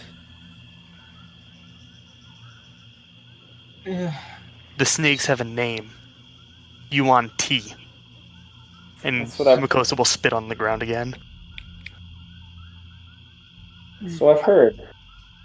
I've been tending to the wounded here and just trying to help them rebuild. My name is Harold, by the way. Felix.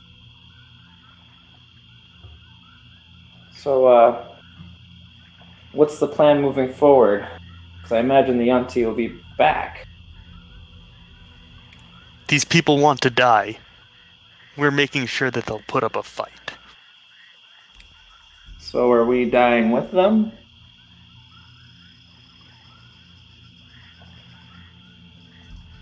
If the snakes return before we are finished, I suppose. We'll finish with what? What are we doing for preparations?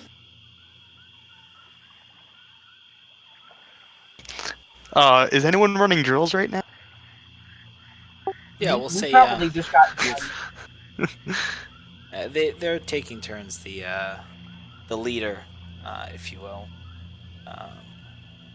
has there's a couple people that it's just like he's doing some of them. Other people. But Harold kind Point. of Yeah, as he pointing, Harold also just goes, they've been setting up some barricades and defenses, and we've been trying to train people as we can, although they're definitely not fighters. Humanity and sentient life is a fickle and stubborn thing. Getting these people to leave is... well, I don't know if it's going to happen, but we can at least be here to make sure that, they're ready for when things come. I have faced plenty of situations, and, well, I don't die easy.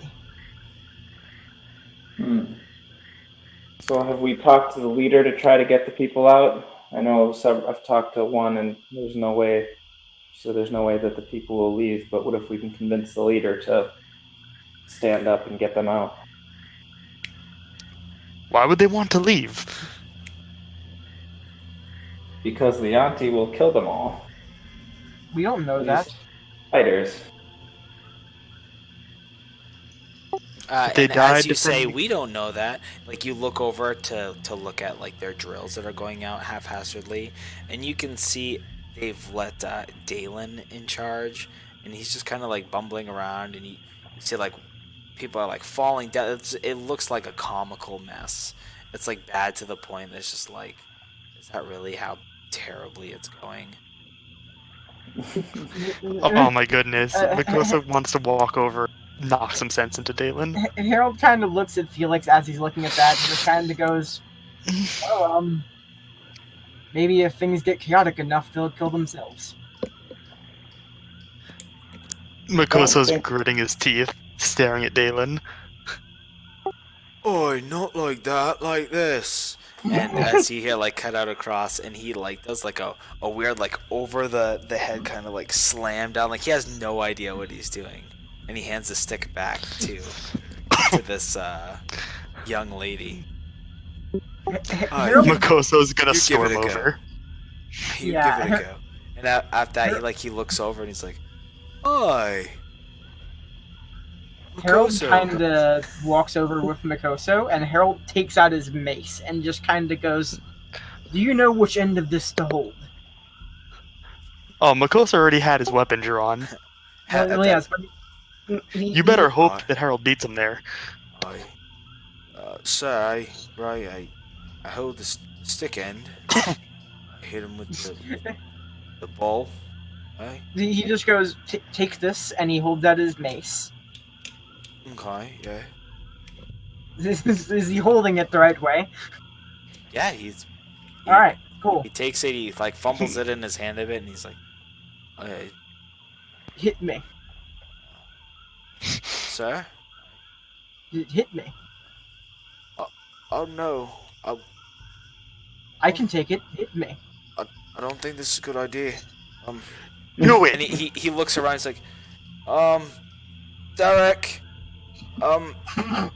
Derek, and he's like looking around. You received an order, you obey.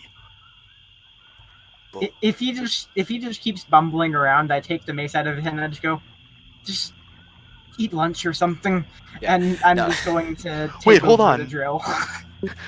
Wait, did he not listen when Mikoso said, you received an order, obey?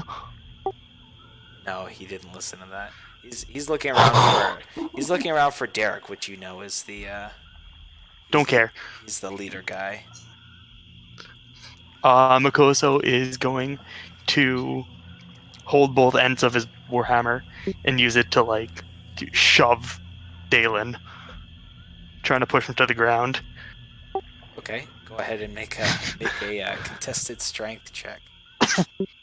While this is happening, Harold kind of looks a little bit like Don't make me swing this hammer. looking at them and just goes, and then he just kind of walks off and he teaches the rest of the drill himself, because this guy obviously shouldn't even be here. Yeah, at that he's not really sure if you're serious or joking with him, and he's like, "Are you No, joking, right?" that was to shove him. I was trying to shove him to the ground. I know. I'm saying before, and he's like, "Oh, you're joking, right?" And and as like he's like scratching his belly, he's like not quite sure what to make of it. It's just like boom, and he's just like with a like a slap, his back hits the mud. He's like, "Oi, that wasn't fair. I'm trying to." How did you earn your name?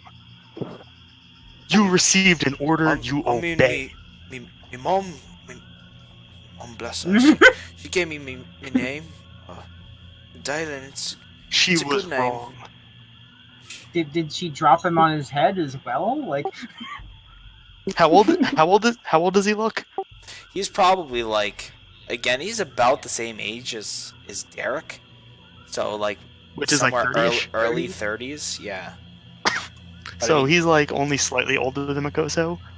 Doesn't matter. Boy, you stand up and you obey your orders.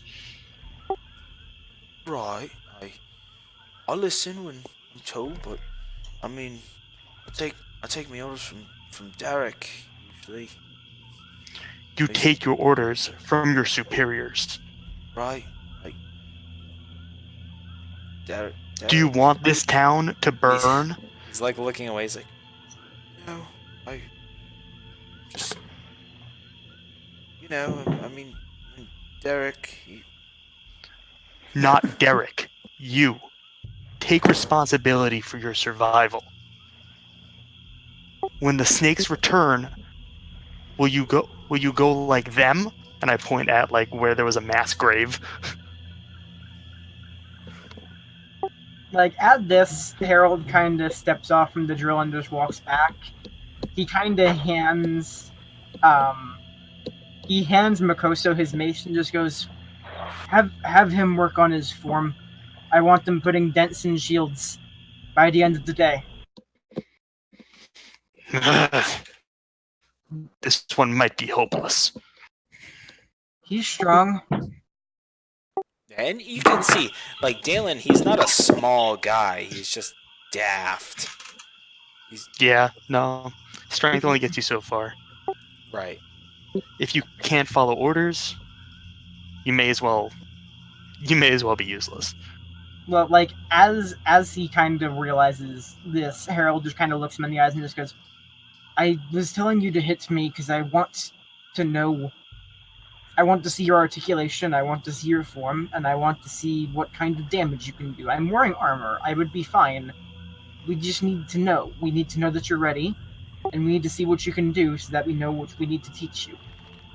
He slowly nods, and he's like, he picked himself up from the mud and all that, and he's like wiping himself off. I Just listen. I want to do good, I want to do good by everyone. I just Listen to you Makoto. promise you. I really don't. I don't want to hurt you. You help Makoso me. shoves the mace into his hands Help while me, he's friends, talking.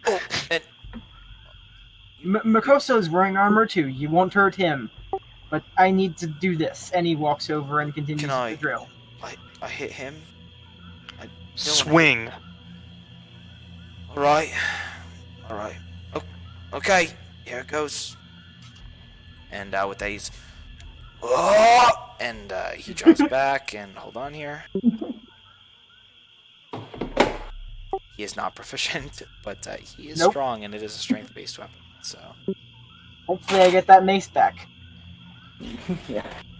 all right. So, you thinking? I mean, this guy, he doesn't know anything, right? And so you just underestimate. You're like, yeah, whatever. You think you're gonna parry this guy's blow, and as you go to do so, it's just he is a pretty big dude, and once he's very narrow-minded.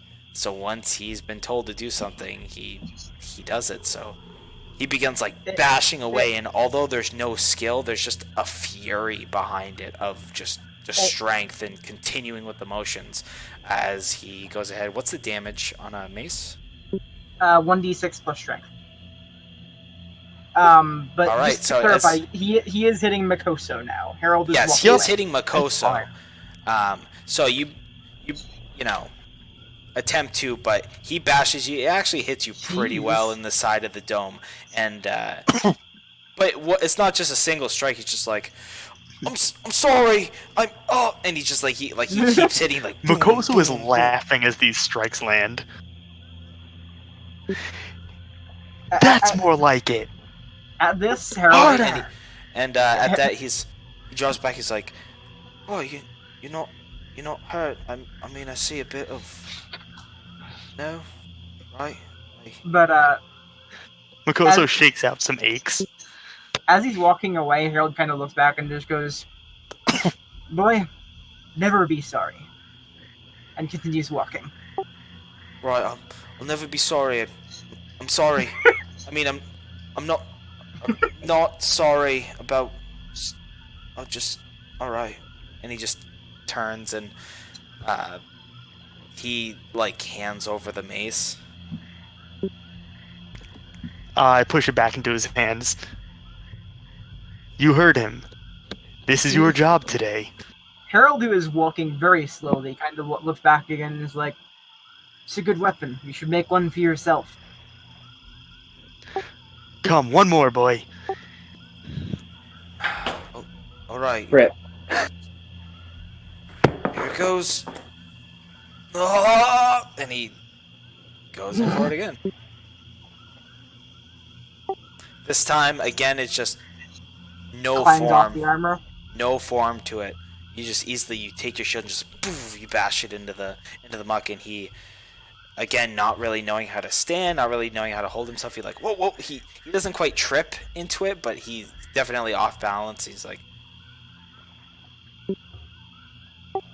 sorry. I mean, crap. I'm not sorry. Consistency, boy. There is no sorry.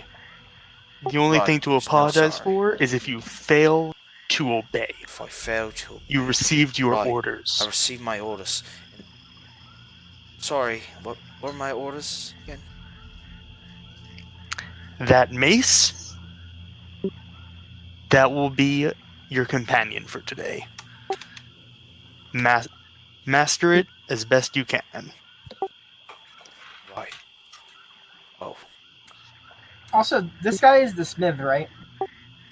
Yeah, this guy is not really.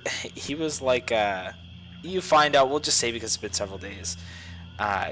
He's not really the smith. He's more like the smith's apprentice that doesn't actually know anything. Like, he. Uh-huh. I mean, like, So, for somebody... whatever it is he learned, he's a he little just old did the for motion. apprenticeship. Just did the motions. He Yeah. picked things up and he put them down. He did like whatever needed to be done, but there's not a whole lot going on up here that he seems to have retained. Yeah. Because just saying, like, we're going to try and get it organized over some time, but somebody needs to get this dude an actual weapon. Because he's strong. Like, he can do this. Like, even if it's just a hunk of metal with a bulb on the end, it's still something. I'm not sure how many you had, but I know you guys didn't you have like a pile I picked up of some scimitars. longbows and scimitars? I only took a couple because, like, I can only carry so much. I'll say that Edmund is willing to part with his short bow because he has a long bow that he got. So he's not here. He only picked up one scimitar, but yeah, he's fine with. He parts with a short bow for the cause. But I'm just saying, that if there's a smith here and they have some metal on hand, spears and maces, both really easy to make. Yeah, which is fine. Like, you begin doing such things like, Yeah. that, like, they can make spears and clubs and like some basic like martial weapons. Like, you guys go out to the surrounding areas where, you can begin like picking like, oh, that might make a good something, like a staff. It's like long, it's straight, it's whatever. Like, you guys are certainly fortifying and trying to do things, but even so, they're not the best quality weapons in the world. Mostly what I'm hoping to do is get something in this guy's hands that is not my mace. Yeah. Do any of them seem like they have any talent for fighting? One or two of them, I mean, perhaps with time, but also you're dealing with absolute amateurs here. Like, this is not the cream of the crop. Like, if anything, Derek seems to be fairly capable, but more not so much in power as he is in like subtlety, and like he knows where to strike, but he doesn't quite have the physical aptitude to do so. Does he look like he could use a bow? Perhaps you're not sure, but there is a short bow. We'll say that Edmund gave it to him to try out, to which he does, and he's not bad with it, especially considering the circumstances. He seems to have a knack for it. Yeah. Again, this is all untrained. They don't seem to be proficient in any of these things. They're just attempting to suck less. Assuming that we are trying to train people with bows and stuff, because apparently we have some. How are the food stores of the village doing? Not bad. It seems like there was a lot more that they could have taken from this village, but it was more of a quick skirmish in which they slaughtered most of the village. Okay. They because didn't really ransack it. Because I mean, if it goes, How many did they send? well, we don't really know that. Somebody might know. But From the nobody knows an exact number. It was in the middle of the night. It was pretty much by surprise. It was a bloodbath. They're not sure how many. There were multiple. Some people say that there was only a couple. Some people say that there was an army of them. Like, it different accounts depending on what location they were at in the village, at what time they woke up. Most of them still, they fled, but then they came back, so they only saw a couple of them, while again some saw the full thing. So it's really hard to make out the exact numbers, but you also have to take into account that shock does some amazing things to the human brain. And also elf dwarven and so on and so Well, forth. yes. Brain. Humanoid. The humanoid brain. Oh my god. I got sore butt Like when you just sit for too long. It's like, oh, me butt sore. Like, that's one of the things Same. that I always have trouble with in fantasy games, because I want to say, like, humanity or the human race, but I'm just like, but there's so much more sentient races than just human now. What do I call them? Sentient? The peoples, Anyway. Kith and kin? the Dylans of the world. I usually hear like kith and kin. Yeah, so. The folk. And I imagine that process of just, like, trying to learn how all the different people learn and trying to train them as best we can is kind of how it goes for a little while, because, like, with that guy, we made some progress there, because Harold kind of got an idea of how this guy's brain works, if it works at all, but, like, that's kind of what Harold was trying to do. Dalen? It's just kind of look into this guy's eyes and think, how does this guy learn? Let's work with that. Yeah, that's fine. I mean, you're beginning to put rough instruments of destruction into the hands of these individuals, but I mean, it's not that they've learned nothing. It's that there was not a lot of experience there to begin with, you know. Mm-hmm. Unfortunately, Oeb was not built in a day. Yeah, that's something to consider, though, is once food stores start to become a bit more scant, game hunting might be a good way to try and help people learn to shoot and sneak. All right, so you pass your 4 days. He wakes up. You have more training drills. What is it that you wish to accomplish here? Because you can continue to wait and try and build the defenses. You can go on your merry way. You can do whatever you wish. I'm definitely all for just fortifying, training, and just trying to get these people prepared. And also, at some point, I do want to search for more herbs, but that doesn't seem to be going well. Okay. So far. Yeah. So for how long do you wish to wait? I don't know if I want to stick around. And that's fine. You do whatever you think your character would do, Yeah, I need to think about that. which is fine. I just It's good to be back in like a society, Yeah, to be like, honest. Yeah. but I think like another week or two at most. Yeah. Just hang out, make sure that these people are ready for whatever comes. If we can't convince them to leave, then it's just like, okay, let's get you guys, let's rebuild, let's establish some kind of society here. Get you guys prepared. And what do you think, Felix? You've been silent for a while. Yeah, I'm kind of on board with waiting it out, kind of seeing where we can get them. Because I usually don't like watching the week just die.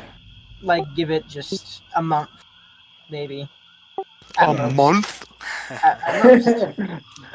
I don't think That's a Mikosa's long going to time. wait that long. Well, I suggested like 1 or 2 weeks, and that's like half a month. Yeah. Is Okay. there anyone that seems like somewhat intelligent in the village? Yeah, there's. I mean, Dalen. Yeah, I mean, Dalen is the official knowledge keeper of Wib. He's the go-to Well, no, guy. he was 5 years ago, but since then he's taken a couple of hammer blows to the head, and now he's what he is now.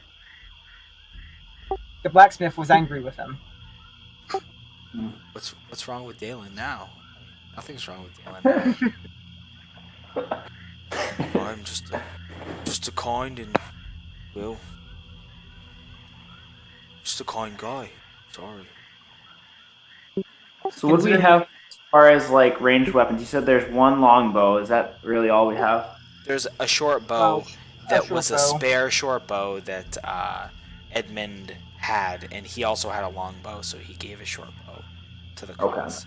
That's all we Makoso has 2 longbows that he is storing.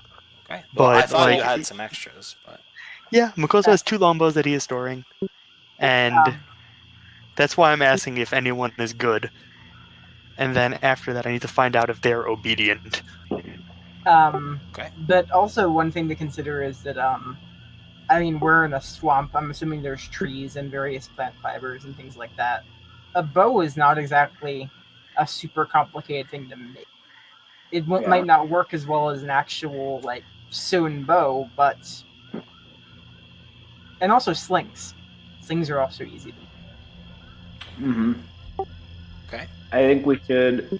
I don't really have. Never mind. I was gonna say we should make some traps and stuff, but I don't really have any knowledge of that.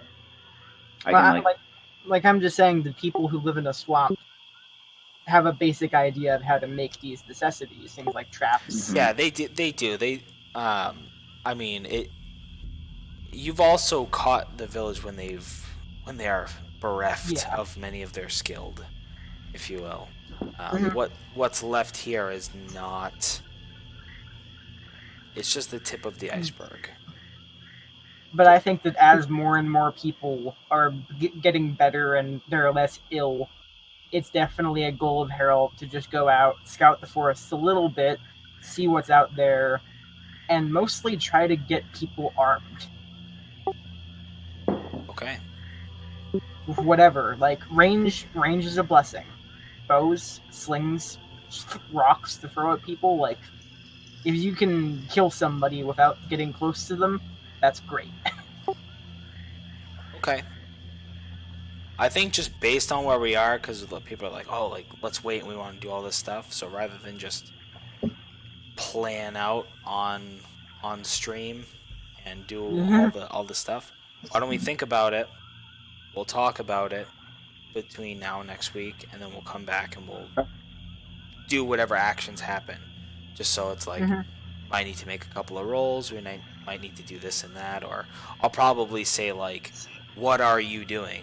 Rather than like we're role playing and like each and every day I'm doing something different and I'm doing all the million things. It's like, Yeah. this is what I'm focusing on.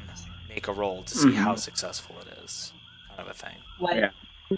like it's just a thing for Harold is firstly a healer, But when he doesn't need to be a healer, he is a provisioner and a supplier. He wants to make sure that material possessions, everybody has what they need. And in a situation like this, everybody needs arms. Arms and armor. Arms are easier to get, though. Yeah. Cool. All right, yo. So why don't we do that? Why don't we wrap it up for today? All right. And especially because we didn't take a break and I Yeah. take a shower. And, Oh yeah, we went through. yeah. So Feels good. We were having fun. it was a good time. I'm very sad that Rick couldn't make it, but he said he had some family stuff that came up, and I hope everything is going well with him. So, alrighty, so I'll have him watch it. But it's good to have you on, Harold. It just so happened that it worked out that Ragnar, unfortunately, but fortunately passed. So, all right, and to our two people that joined on and were watching. I don't know why it was so interesting. I mean, I think it's interesting, Our but our I appreciate it Dylan's. very much. I'm glad that you enjoyed it, and welcome to being a Dylan. So, But yeah, Harold Welcome is to all of it.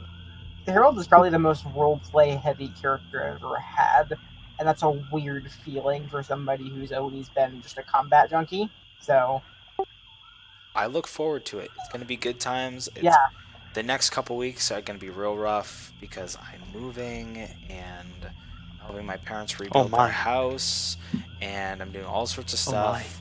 So that's why I haven't gotten to making that disease and illness chart and all that stuff. But don't worry, that can wait. it's coming. It'll be a good time. So I like the dynamic. So all right, guys. Well, I'll catch you next week. We'll be in contact about exactly what we want to do, and we'll make some rolls either through the week or when we all come back. And I'll highlight this is what happens, and then boom. Yeah, but yeah, I'm getting off, guys. Night. All right. Cool. Good night. Good night, everyone. Later, Yep. nerds. Good night, Dylans. See you, Dylan's. Dylan out.